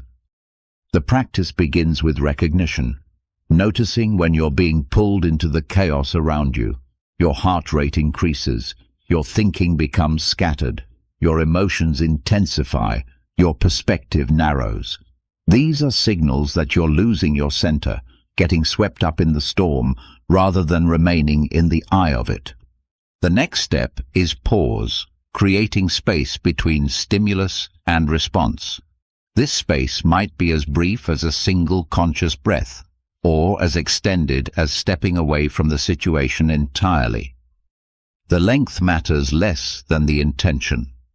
To interrupt the automatic pattern of reactive chaos and create room for conscious choice. Within this pause, you access perspective, the ability to see the current situation within a larger context. This crisis, this conflict, this disappointment, this setback, how will it matter in a year, in 5 years, in the grand scheme of your entire life? Not to minimize genuine difficulties, but to right-size them, to see them clearly, rather than through the magnifying lens of immediate emotion. From perspective comes choice, the recognition that while you cannot control what's happening around you, you can always choose how you relate to what's happening around you. You can choose curiosity over anxiety, acceptance over resistance, learning over suffering, growth over stagnation, compassion over judgment, wisdom over reaction. This process, recognition, pause, perspective, choice, becomes automatic with practice, but it requires practice. It requires repeatedly choosing stillness over chaos, consciousness over reaction, wisdom over emotion. It requires developing what the Stoics called discipline of the mind, the capacity to direct your attention and energy according to your values rather than being driven by circumstances. The still person becomes like water, fluid enough to adapt to any container, yet retaining its essential nature regardless of its shape. They can be gentle when gentleness serves, firm when firmness is needed, patient when patience is required, decisive when action is called for. They respond to each situation with what it requires, rather than with what their habitual patterns dictate. This flexibility is possible because stillness reveals options that chaos obscures. When you're emotionally reactive, you see only a narrow range of responses, usually fight, flight, or freeze. When you're internally still, you see the full spectrum of possibilities, creative solutions, unexpected opportunities, third alternatives that neither aggression nor avoidance would discover. Stillness also reveals what truly matters and what doesn't. In the midst of emotional chaos, everything feels urgent, everything seems important, everything appears to require immediate attention. But from the perspective of stillness, priorities clarify. You can distinguish between what genuinely needs your attention and what's simply making noise. You can invest your energy in what you can influence and release your concern about what you cannot. This discernment is crucial because energy is finite and attention is limited. The person who tries to respond to every crisis, solve every problem, and address every concern quickly exhausts themselves without accomplishing anything meaningful. The person who operates from stillness can focus their efforts where they can actually make a difference. But perhaps most importantly, stillness becomes contagious. When you remain calm in chaotic situations, others begin to find their own calm. When you respond thoughtfully rather than reactively, Others have space to think rather than just react. When you embody peace in the midst of turmoil, you give others permission to find their own peace. This is not about suppressing emotions or pretending difficulties don't exist. It's about feeling emotions without being controlled by them, acknowledging difficulties without being defined by them, experiencing challenges without being overwhelmed by them. It's about maintaining your center, regardless of how much the world around you seems to be spinning out of control. The still person discovers that external chaos often appears worse than it actually is, because we add our own internal chaos to it. The job loss becomes not just a job loss, but evidence of personal inadequacy. The relationship conflict becomes not just a disagreement, but proof of fundamental incompatibility. The health issue becomes not just a medical challenge, but a catastrophic threat to everything we value. But when you remove the internal chaos, the catastrophic thinking, the emotional reactivity, the storytelling about what events mean, external chaos often resolves more easily. Problems that seemed insurmountable become manageable. Conflicts that appeared irreconcilable become workable. Challenges that felt overwhelming become opportunities for growth. This doesn't mean that all problems are easy to solve, or that maintaining inner stillness eliminates external difficulties. It means that approaching challenges from a place of internal stability gives you the best possible chance of addressing them effectively. It means that your response to difficulty doesn't add unnecessary suffering to unavoidable pain. The cultivation of stillness is perhaps the most practical spiritual practice possible. It doesn't require retreating from the world, but engaging with the world more skillfully. It doesn't demand special circumstances, but works within whatever circumstances exist. It doesn't depend on external validation, but creates its own internal validation. In a world that profits from your anxiety, choosing stillness is radical. In a culture that rewards reactivity, maintaining calm is revolutionary. In a time that celebrates busyness, embracing presence is transformative. Not because stillness changes external circumstances, but because it changes you, and when you change, your entire experience of circumstances changes. The eye of the hurricane is not separate from the storm. It's the still point around which the storm revolves. And the stillness within you is not separate from the chaos around you. It's the centered awareness that allows you to dance with chaos rather than being destroyed by it. This is the first gift of Stoic wisdom, the recognition that peace is always available, not as an escape from reality, but as a way of being fully present to reality without being overwhelmed by it. Compassion is not weakness disguised as virtue. It is strength expressing itself through understanding. This distinction matters because true compassion, the kind that heals rather than enables, that helps rather than harms, that serves rather than seeks approval, requires the same courage, wisdom, and inner fortitude that any authentic strength demands. The Stoics understood that rational love, compassion guided by wisdom rather than driven by emotion, is not the enemy of strength, but its highest expression. Marcus Aurelius, commander of legions and ruler of an empire, wrote, "Whenever you want to cheer yourself, consider the good qualities of your companions." This was not sentiment, but strategy, not weakness, but wisdom.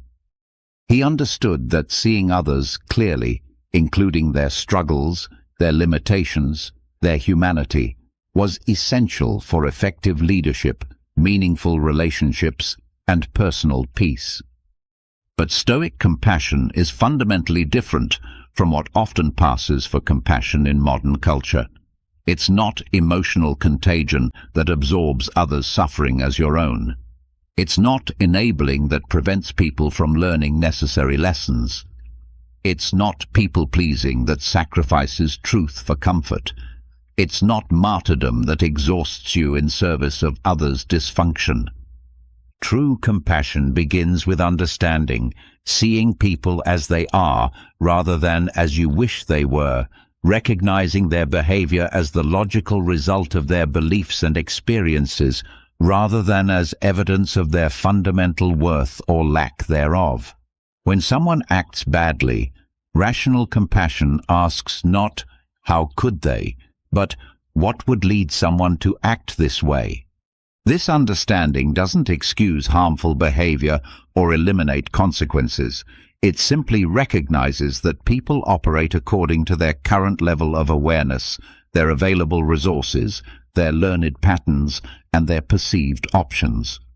The person who acts cruelly often does so from their own pain.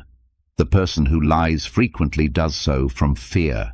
The person who manipulates others usually does so from powerlessness. Seeing this clearly doesn't make you naive. It makes you wise. When you understand the drivers behind behavior, you can respond more effectively. You can set appropriate boundaries without taking things personally. You can protect yourself without demonizing others. You can seek solutions rather than just assigning blame. Consider how different your relationships would be if you could see difficult people through the lens of understanding rather than judgment.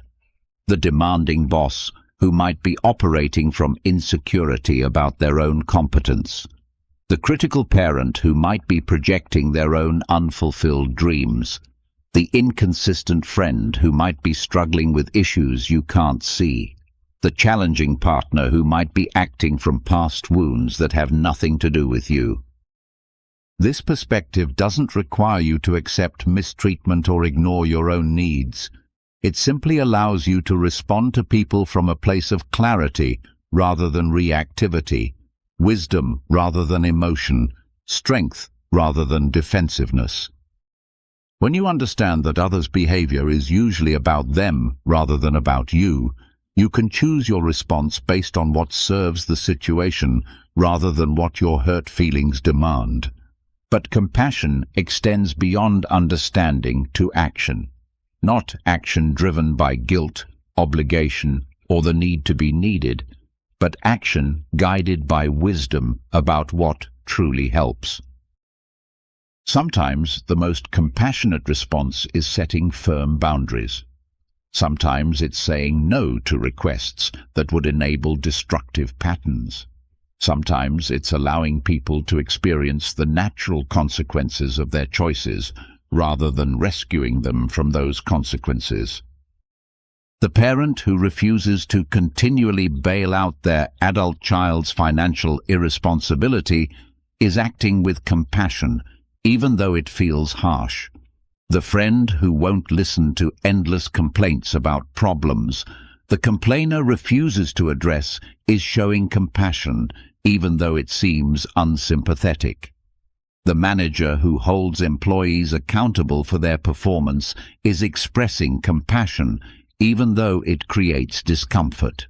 This type of compassion requires tremendous strength because it often involves disappointing people in service of their growth, saying difficult truths that need to be heard, and refusing to participate in dynamics that feel good in the moment but create harm over time.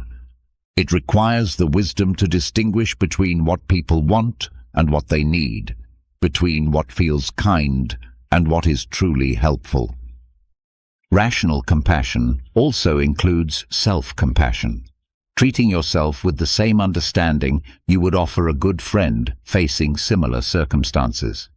This means acknowledging your mistakes without crushing yourself with self-criticism, recognizing your limitations without using them as excuses, accepting your humanity without abandoning your commitment to growth.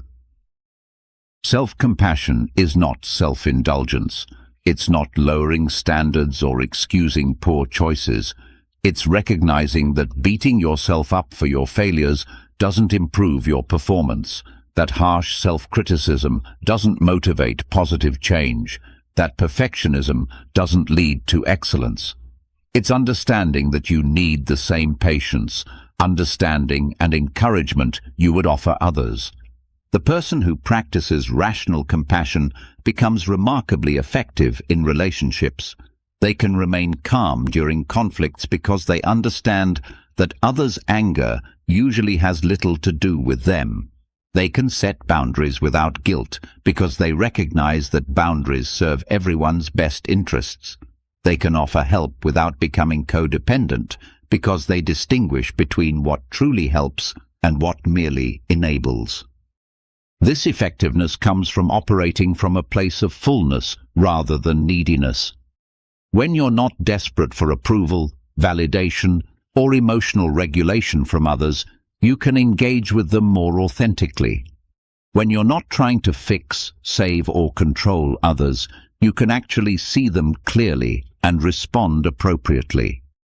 But perhaps most importantly, rational compassion creates space for genuine connection. When people sense that you see them clearly without judgment, that you understand their struggles without trying to fix them, that you care about their well-being without needing them to be different than they are, they can relax into authenticity. They don't have to perform or pretend or hide their difficulties. This creates the conditions for real intimacy, not the superficial connection based on shared complaints or mutual enabling, but the deep connection that comes from being truly seen and accepted. It allows for relationships based on choice rather than need, growth rather than stagnation, mutual respect rather than emotional manipulation. The strength of compassion also extends to how you engage with the world's suffering. Rather than being overwhelmed by the endless stream of global crises, injustices, and tragedies that modern media delivers, you can channel your concern into meaningful action. Rather than spreading your anxiety thin across every problem you cannot solve, you can focus your efforts where you can actually make a difference. This doesn't mean becoming callous to suffering you cannot address. It means recognizing that your distress about distant problems doesn't help anyone and often prevents you from addressing problems within your sphere of influence. It means understanding that the best way to contribute to a better world is to become a better person, to heal your own patterns, to develop your own wisdom, to model the change you want to see. Rational compassion creates a sustainable way of caring that doesn't burn you out or break you down. It allows you to engage with suffering, your own and others, without being consumed by it. It enables you to help without becoming a martyr, to care without becoming codependent, to love without losing yourself. This is the second gift of Stoic wisdom, the recognition that true strength expresses itself through understanding, that real love serves growth rather than comfort, that genuine compassion requires the courage to see clearly and act wisely rather than just feel deeply. The person who embodies this strength of compassion becomes a force for healing in the world, not through grand gestures or dramatic sacrifices, but through the quiet power of seeing others clearly, responding wisely, and loving rationally. They become someone others can trust not just to care, but to care in ways that actually help. And in a world full of emotional reactivity, this rational love becomes revolutionary, not because it's cold or detached, but because it's warm and effective, not because it doesn't feel, but because it feels clearly enough to act wisely. Reality is not what happens to you. Reality is what you make of what happens to you. This distinction, which sounds like philosophical wordplay until you truly understand it, represents perhaps the most powerful tool available to human consciousness. Every event in your life is neutral until you interpret it. Every circumstance is meaningless until you assign it meaning. Every experience is just data until you decide what story to tell about it. The Stoics called this the discipline of perception, the practice of consciously choosing how to interpret events rather than being automatically controlled by your initial emotional reactions. Epictetus taught, "It's not what happens to you, but how you react to it that matters." But he wasn't suggesting that you should pretend bad things are good or that you should deny difficult realities. He was pointing to something more profound, that your experience of any event is determined far more by your interpretation of it than by the event itself. Consider two people who receive identical criticism from their supervisor. The first person interprets it as evidence of their inadequacy, proof that they're failing, confirmation that they don't belong in their role. They spend the rest of the day ruminating about their shortcomings, their future prospects, their fundamental worth as a person. The criticism becomes a source of ongoing suffering that affects their confidence, their performance, and their relationships. The second person interprets the same criticism as valuable information about how to improve, insight into their supervisor's expectations, data they can use to enhance their performance. They spend their energy figuring out how to implement the feedback rather than questioning their fundamental competence. The criticism becomes a tool for growth rather than a weapon for self-attack. The external event, the criticism, was identical. The internal experience was completely different. This difference didn't come from personality, circumstances, or luck. It came from perspective, the conscious choice about how to frame what happened. This power of perspective extends to every aspect of human experience. The job loss that one person experiences as catastrophic failure, another experiences as liberation from an unsatisfying role. The relationship ending that one person sees as evidence of their unlovability, another sees as an opportunity to learn about compatibility and communication. The illness that one person interprets as cruel randomness, another interprets as a reminder of life's preciousness and fragility. But perspective is not about positive thinking or forcing yourself to see everything as good. It's about choosing the most useful interpretation, the frame that best serves your well-being, your growth, your ability to respond effectively. Sometimes the most useful perspective acknowledges genuine loss, real difficulty, or significant challenge while still maintaining your capacity to learn, adapt, and continue moving forward. The practice of conscious perspective-taking requires first recognizing that your initial interpretation of events is not the only possible interpretation. It's just the first one your mind generated, usually based on past experiences, current fears, or habitual patterns. This recognition creates space for choice, room to consider alternative ways of understanding what happened. This space is crucial because your first interpretation is often the least useful one. It's typically driven by emotion rather than wisdom, fear rather than curiosity, past conditioning rather than present possibility. The interpretation that serves your growth, your peace of mind, and your effectiveness usually requires conscious choice rather than automatic reaction. The power of perspective becomes especially important during difficult times. When facing loss, failure, rejection, or trauma, your mind will naturally generate interpretations that increase suffering, telling stories about what these events mean about you, your future, your worth, your safety.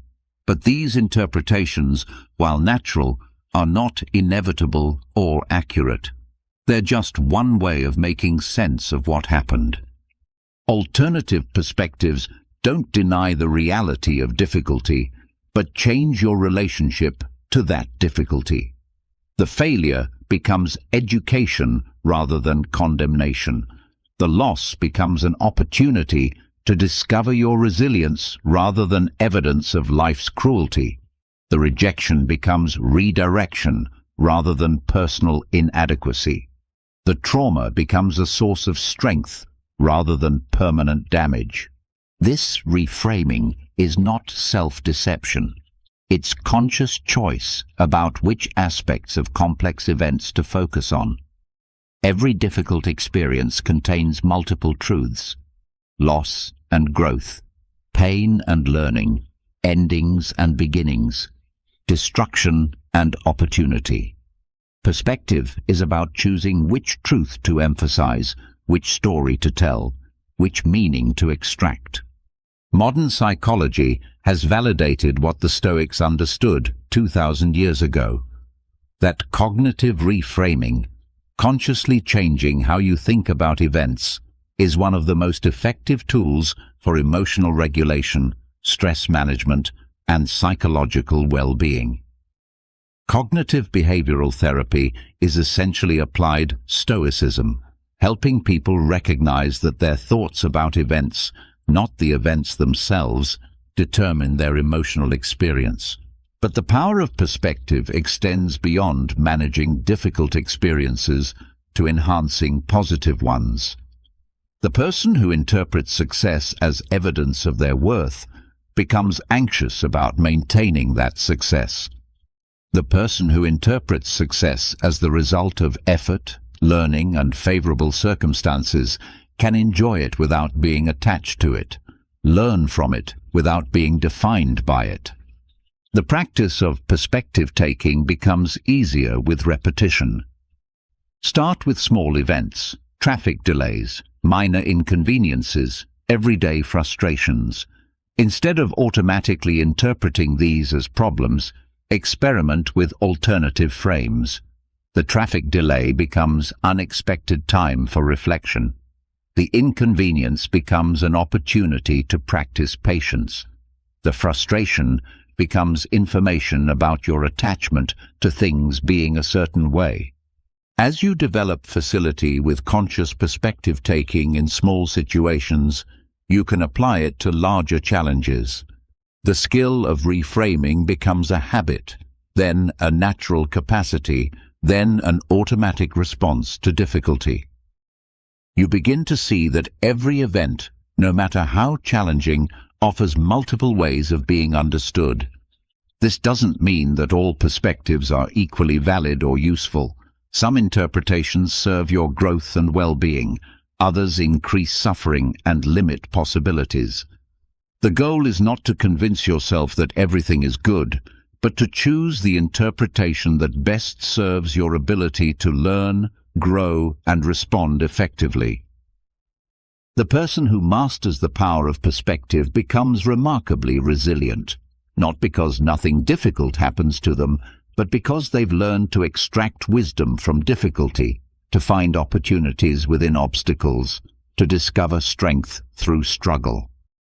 They develop what psychologists call post-traumatic growth, the capacity to become stronger, wiser, and more compassionate as a result of challenging experiences. But perhaps most importantly, conscious perspective-taking reveals that you have far more control over your experience than you initially realized. While you cannot control what happens to you, you can always influence what you make of what happens to you. While you cannot determine your circumstances, you can always choose your interpretation of those circumstances. This recognition transforms you from a victim of events to an author of meaning. Instead of being buffeted by whatever interpretations your mind automatically generates, you become the conscious creator of your own understanding.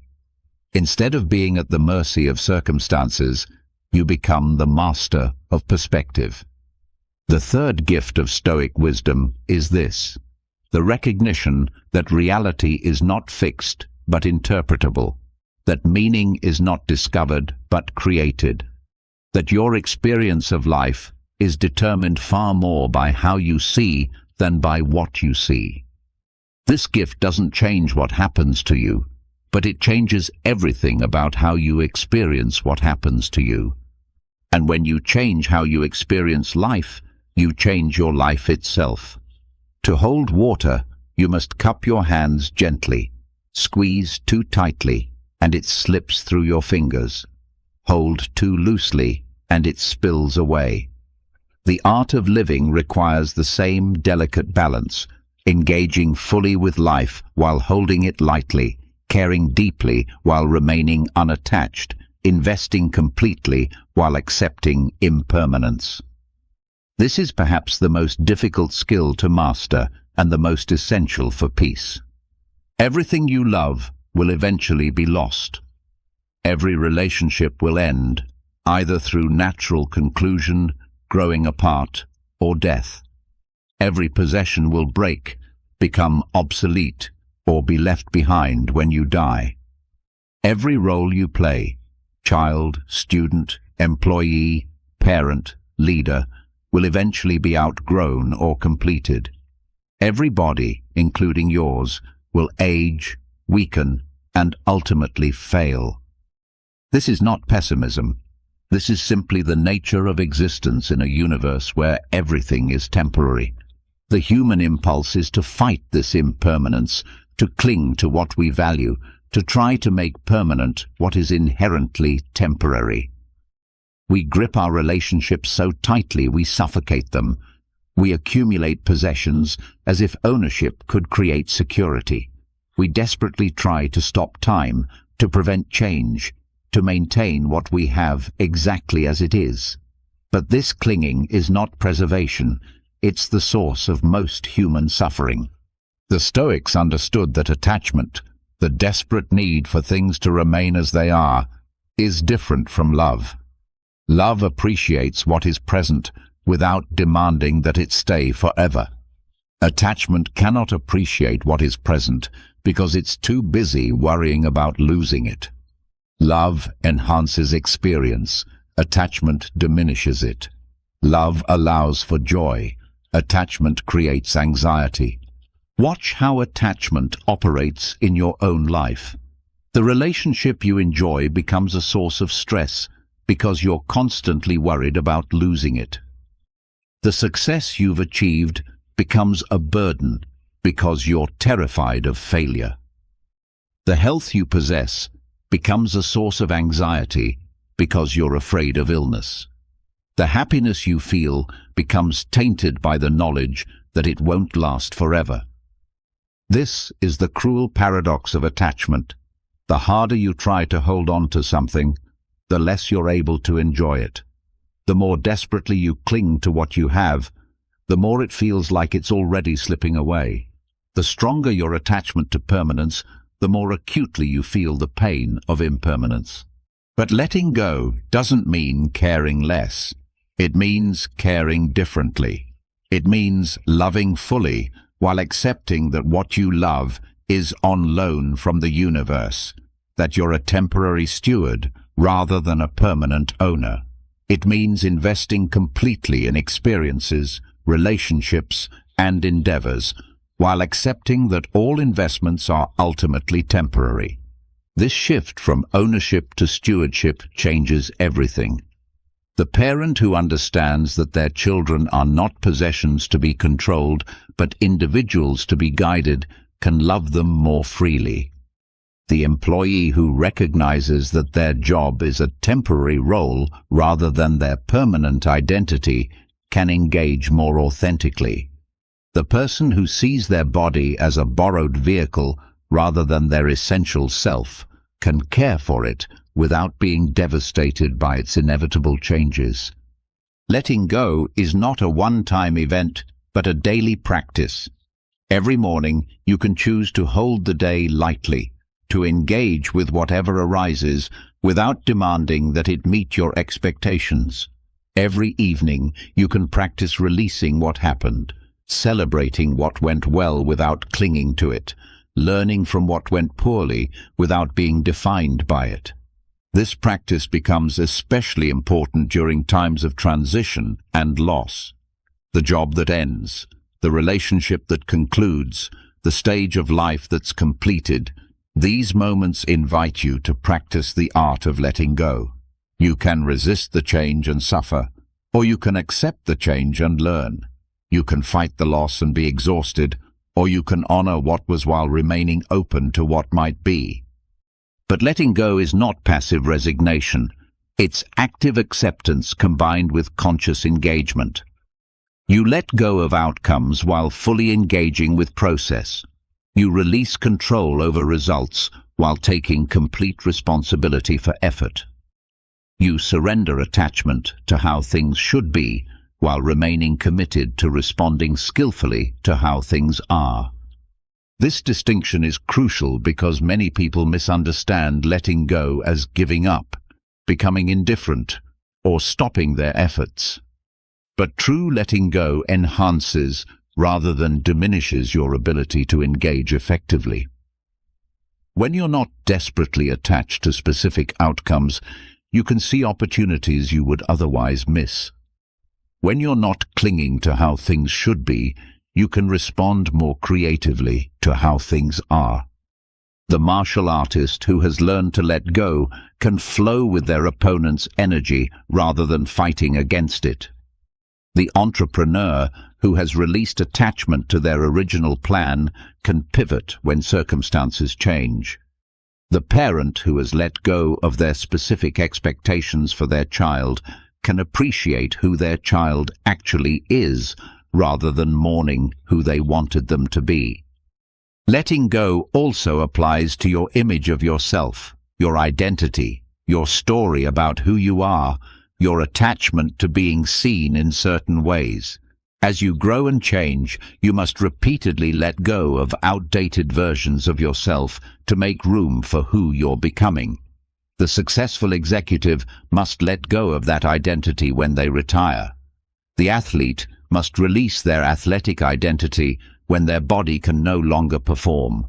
The parent must surrender their active parenting role when their children become adults. These identity transitions can be among the most difficult experiences of letting go because we often confuse our roles with our essence, our achievements with our worth, our external identities with our internal reality. But each letting go of an outdated identity creates space for a more authentic and expanded sense of self to emerge. The practice of letting go also includes releasing the need to understand everything, to have all the answers, to make sense of life's apparent randomness and injustice. Some experiences cannot be fully understood.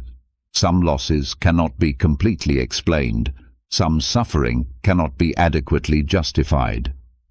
The attempt to understand everything often becomes another form of clinging to certainty, to meaning, to the illusion that life should always make sense. Sometimes the most profound letting go is the release of the need for life to be comprehensible, fair, or logical. This doesn't mean becoming passive or ceasing to seek understanding where understanding is possible. It means accepting that some mysteries will remain mysterious, some questions will remain unanswered, some experiences will remain incomprehensible, and that this is okay. This acceptance of mystery and uncertainty is liberating because it frees you from the exhausting effort of trying to control or understand everything. It allows you to engage with life as it is, rather than as you think it should be. It enables you to find peace with incompleteness, comfort with uncertainty, and meaning within mystery. The person who has mastered the art of letting go lives with what Buddhists call non-attachment, the ability to be fully engaged while remaining inwardly free. They can work toward goals without being enslaved by them, love deeply without being possessive, care about outcomes without being controlled by them. This freedom transforms every aspect of experience. Relationships become more authentic because you're not trying to control others or prevent them from changing. Work becomes more creative because you're not rigidly attached to specific methods or outcomes. Life becomes more adventurous because you're not desperately clinging to security and predictability. But perhaps most importantly, letting go reveals what cannot be lost. The essence of who you are beneath all the roles, identities, possessions, and relationships that are temporary. When you let go of everything that can be lost, you discover what remains: your capacity for awareness, love, choice, growth, and presence. These qualities cannot be taken from you because they are you, not things you have. The fourth gift of Stoic wisdom is this: the recognition that holding life lightly allows you to live it fully, that releasing attachment increases rather than decreases your capacity for love, that letting go is not loss, but liberation. This gift doesn't make loss painless, but it makes loss workable, meaningful, and ultimately transformative. In learning to let go, you don't lose anything real. You only lose the illusion that anything was ever permanently yours to begin with. And in losing that illusion, you gain the ability to appreciate everything more deeply while it's present, to love more freely while love is possible, to live more fully while life is available. The art of letting go is the art of living with open hands and an open heart, ready to receive whatever comes, grateful for whatever is present, peaceful with whatever passes away. You have been broken and you have healed. You have fallen and you have risen. You have been defeated and you have continued. You have lost what you loved and you have loved again. You have faced your worst fears and discovered they could not destroy you. You have confronted your deepest pain and found that you were larger than your suffering. Through it all, through every trial, every setback, every moment when you thought you couldn't go on, something within you has remained intact, undamaged, undefeated. This is your unbreakable soul. It is not unbreakable because it cannot be hurt. It has been hurt repeatedly, deeply, sometimes devastatingly. It is not unbreakable because it never cracks. It has cracked, shattered, seemed irreparably damaged. It is unbreakable because it possesses the infinite capacity to heal, to regenerate, to emerge from destruction stronger and wiser than before. It is unbreakable because its essence, your capacity for awareness, choice, love, and growth, cannot be diminished by any external force.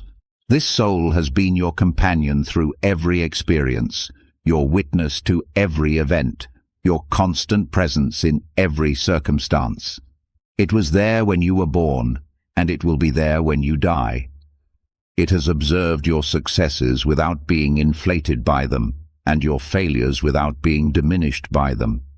It has remained stable while your emotions fluctuated, consistent while your circumstances changed, whole while your life seemed to fall apart.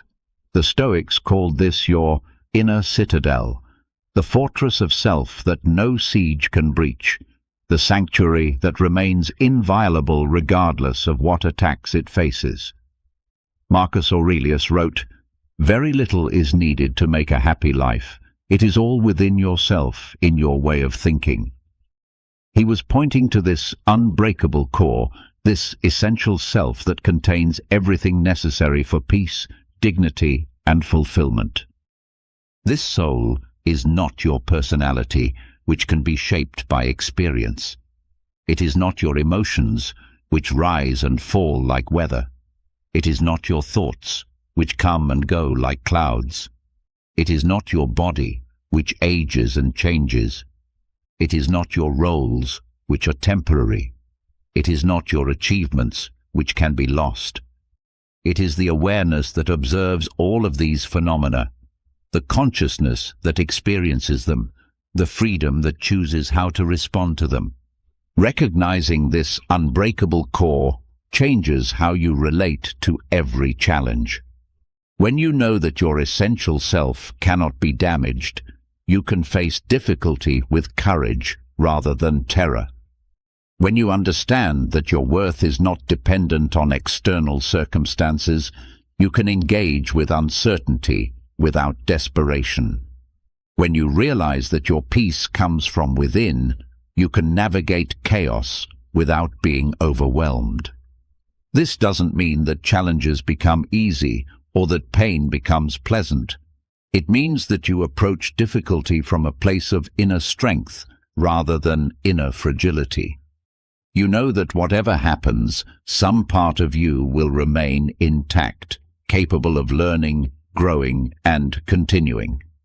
This knowledge provides a foundation of security that cannot be shaken by external events. The unbreakable soul expresses itself through what the Stoics called the four cardinal virtues: wisdom, justice, courage, and temperance. These are not external achievements, but internal capacities that can be developed regardless of circumstances. They represent the full flowering of human potential, the complete expression of what it means to be both rational and compassionate.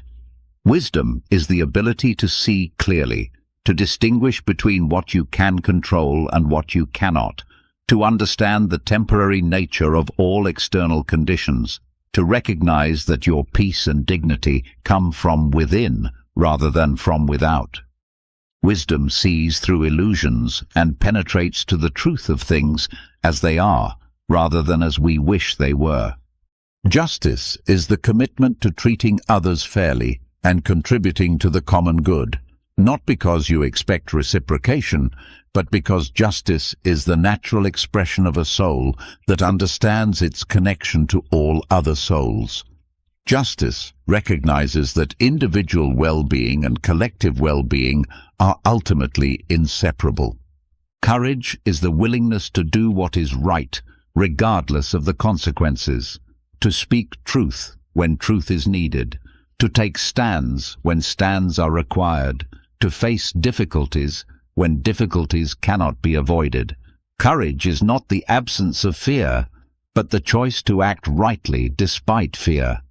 Temperance is the practice of moderation and self-regulation, the ability to enjoy pleasures without being enslaved by them, to face pain without being overwhelmed by it, to maintain balance in the midst of extremes. Temperance creates the stability that allows for wise choices rather than reactive impulses. These virtues are not rules imposed from outside, but the natural expression of an unbreakable soul that has discovered its own strength. They emerge not from obligation, but from understanding, not from fear of punishment, but from love of excellence, not from external pressure, but from internal integrity. The person who has connected with their unbreakable soul becomes remarkably effective in the world, not despite their spiritual development, but because of it. They can take risks because they're not afraid of failure. They can love deeply because they're not terrified of loss. They can speak honestly because they're not dependent on others' approval. They can act boldly because they're not paralyzed by uncertainty. This effectiveness comes not from callousness, but from clarity, not from detachment, but from proper attachment. Attachment to virtue rather than to outcomes, to character rather than to circumstances, to internal rather than external sources of security and satisfaction. But perhaps, most importantly, the unbreakable soul discovers that its strength is not meant for self-protection alone, but for service to others. The person who has found their own unshakable center becomes a stabilizing presence for others who are still searching for theirs. They become a living demonstration that it's possible to face life's difficulties with dignity, grace, and even joy. This service is not sacrifice. It's the natural overflow of inner abundance. When you're connected to an unbreakable source of strength within yourself, you have strength to offer others. When you've found peace that doesn't depend on external circumstances, you can help others find that same peace. When you've discovered that your worth is inherent rather than earned, you can see and affirm the inherent worth of others. The unbreakable soul also understands that strength and gentleness are not opposites, but partners. True strength doesn't need to prove itself through domination or aggression. It can afford to be kind, patient, forgiving, and compassionate because it's not operating from a place of vulnerability or insecurity. This integration of strength and gentleness, power and compassion, invincibility and humanity represents the full maturation of the human spirit. It's what the Stoics meant when they spoke of the sage, not a perfect person who never makes mistakes, but a complete person who has access to their full range of human capacities. The journey to discovering your unbreakable soul is not about becoming someone different. It's about uncovering who you already are beneath all the layers of conditioning, fear, and false identification. It's about remembering rather than learning, returning rather than arriving, recognizing rather than achieving. This soul has been with you all along, waiting patiently for you to notice it, to trust it, to allow it to guide your choices and responses. It has never abandoned you, never judged you, never stopped believing in your capacity for growth and healing. It is the friend who has never left your side, the teacher who has never stopped offering wisdom, the source of strength that has never run dry. The final gift of Stoic wisdom is this recognition that within you lies a capacity for peace, dignity, love, and wisdom that no external force can damage or destroy. This capacity is not dependent on your achievements, your relationships, your health, your circumstances, or your past.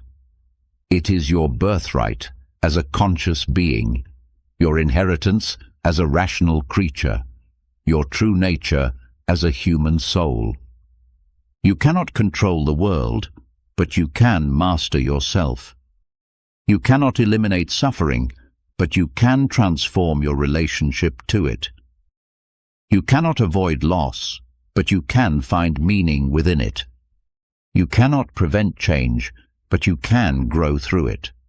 You cannot escape difficulty, but you can dance with it. This is the promise and the challenge of Stoic philosophy. Not that life will become easy, but that you will become capable.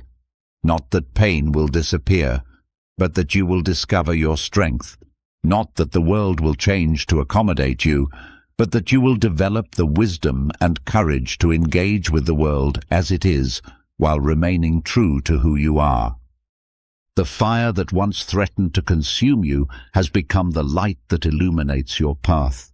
The wounds that once seemed to weaken you have become the source of your compassion. The challenges that once seemed to defeat you have become the proof of your resilience. You are unbreakable, not because you cannot be hurt, but because you can be hurt and heal, fail and rise, lose and love again. You are unbreakable because breaking and mending have become your way of growing stronger, and growing stronger has become your way of serving life. This is who you have always been. This is who you remain. This is who you will always be. An unbreakable soul, temporarily housed in a fragile body, learning to love and be loved in an impermanent world. The brutal truths that once hurt to hear have become the gentle wisdom that guides your choices. The pain that once seemed meaningless has become the teacher that developed your character. The suffering that once threatened to destroy you has become the fire that forged your unbreakable soul. And now you know you are stronger than any storm, deeper than any pain, more enduring than any circumstance, not because you are invulnerable, but because you are infinitely capable of healing, learning, growing, and loving again. This is the final truth. The the one that doesn't hurt to hear, because it has become who you are, unbreakable, undefeated, and eternally capable of rising.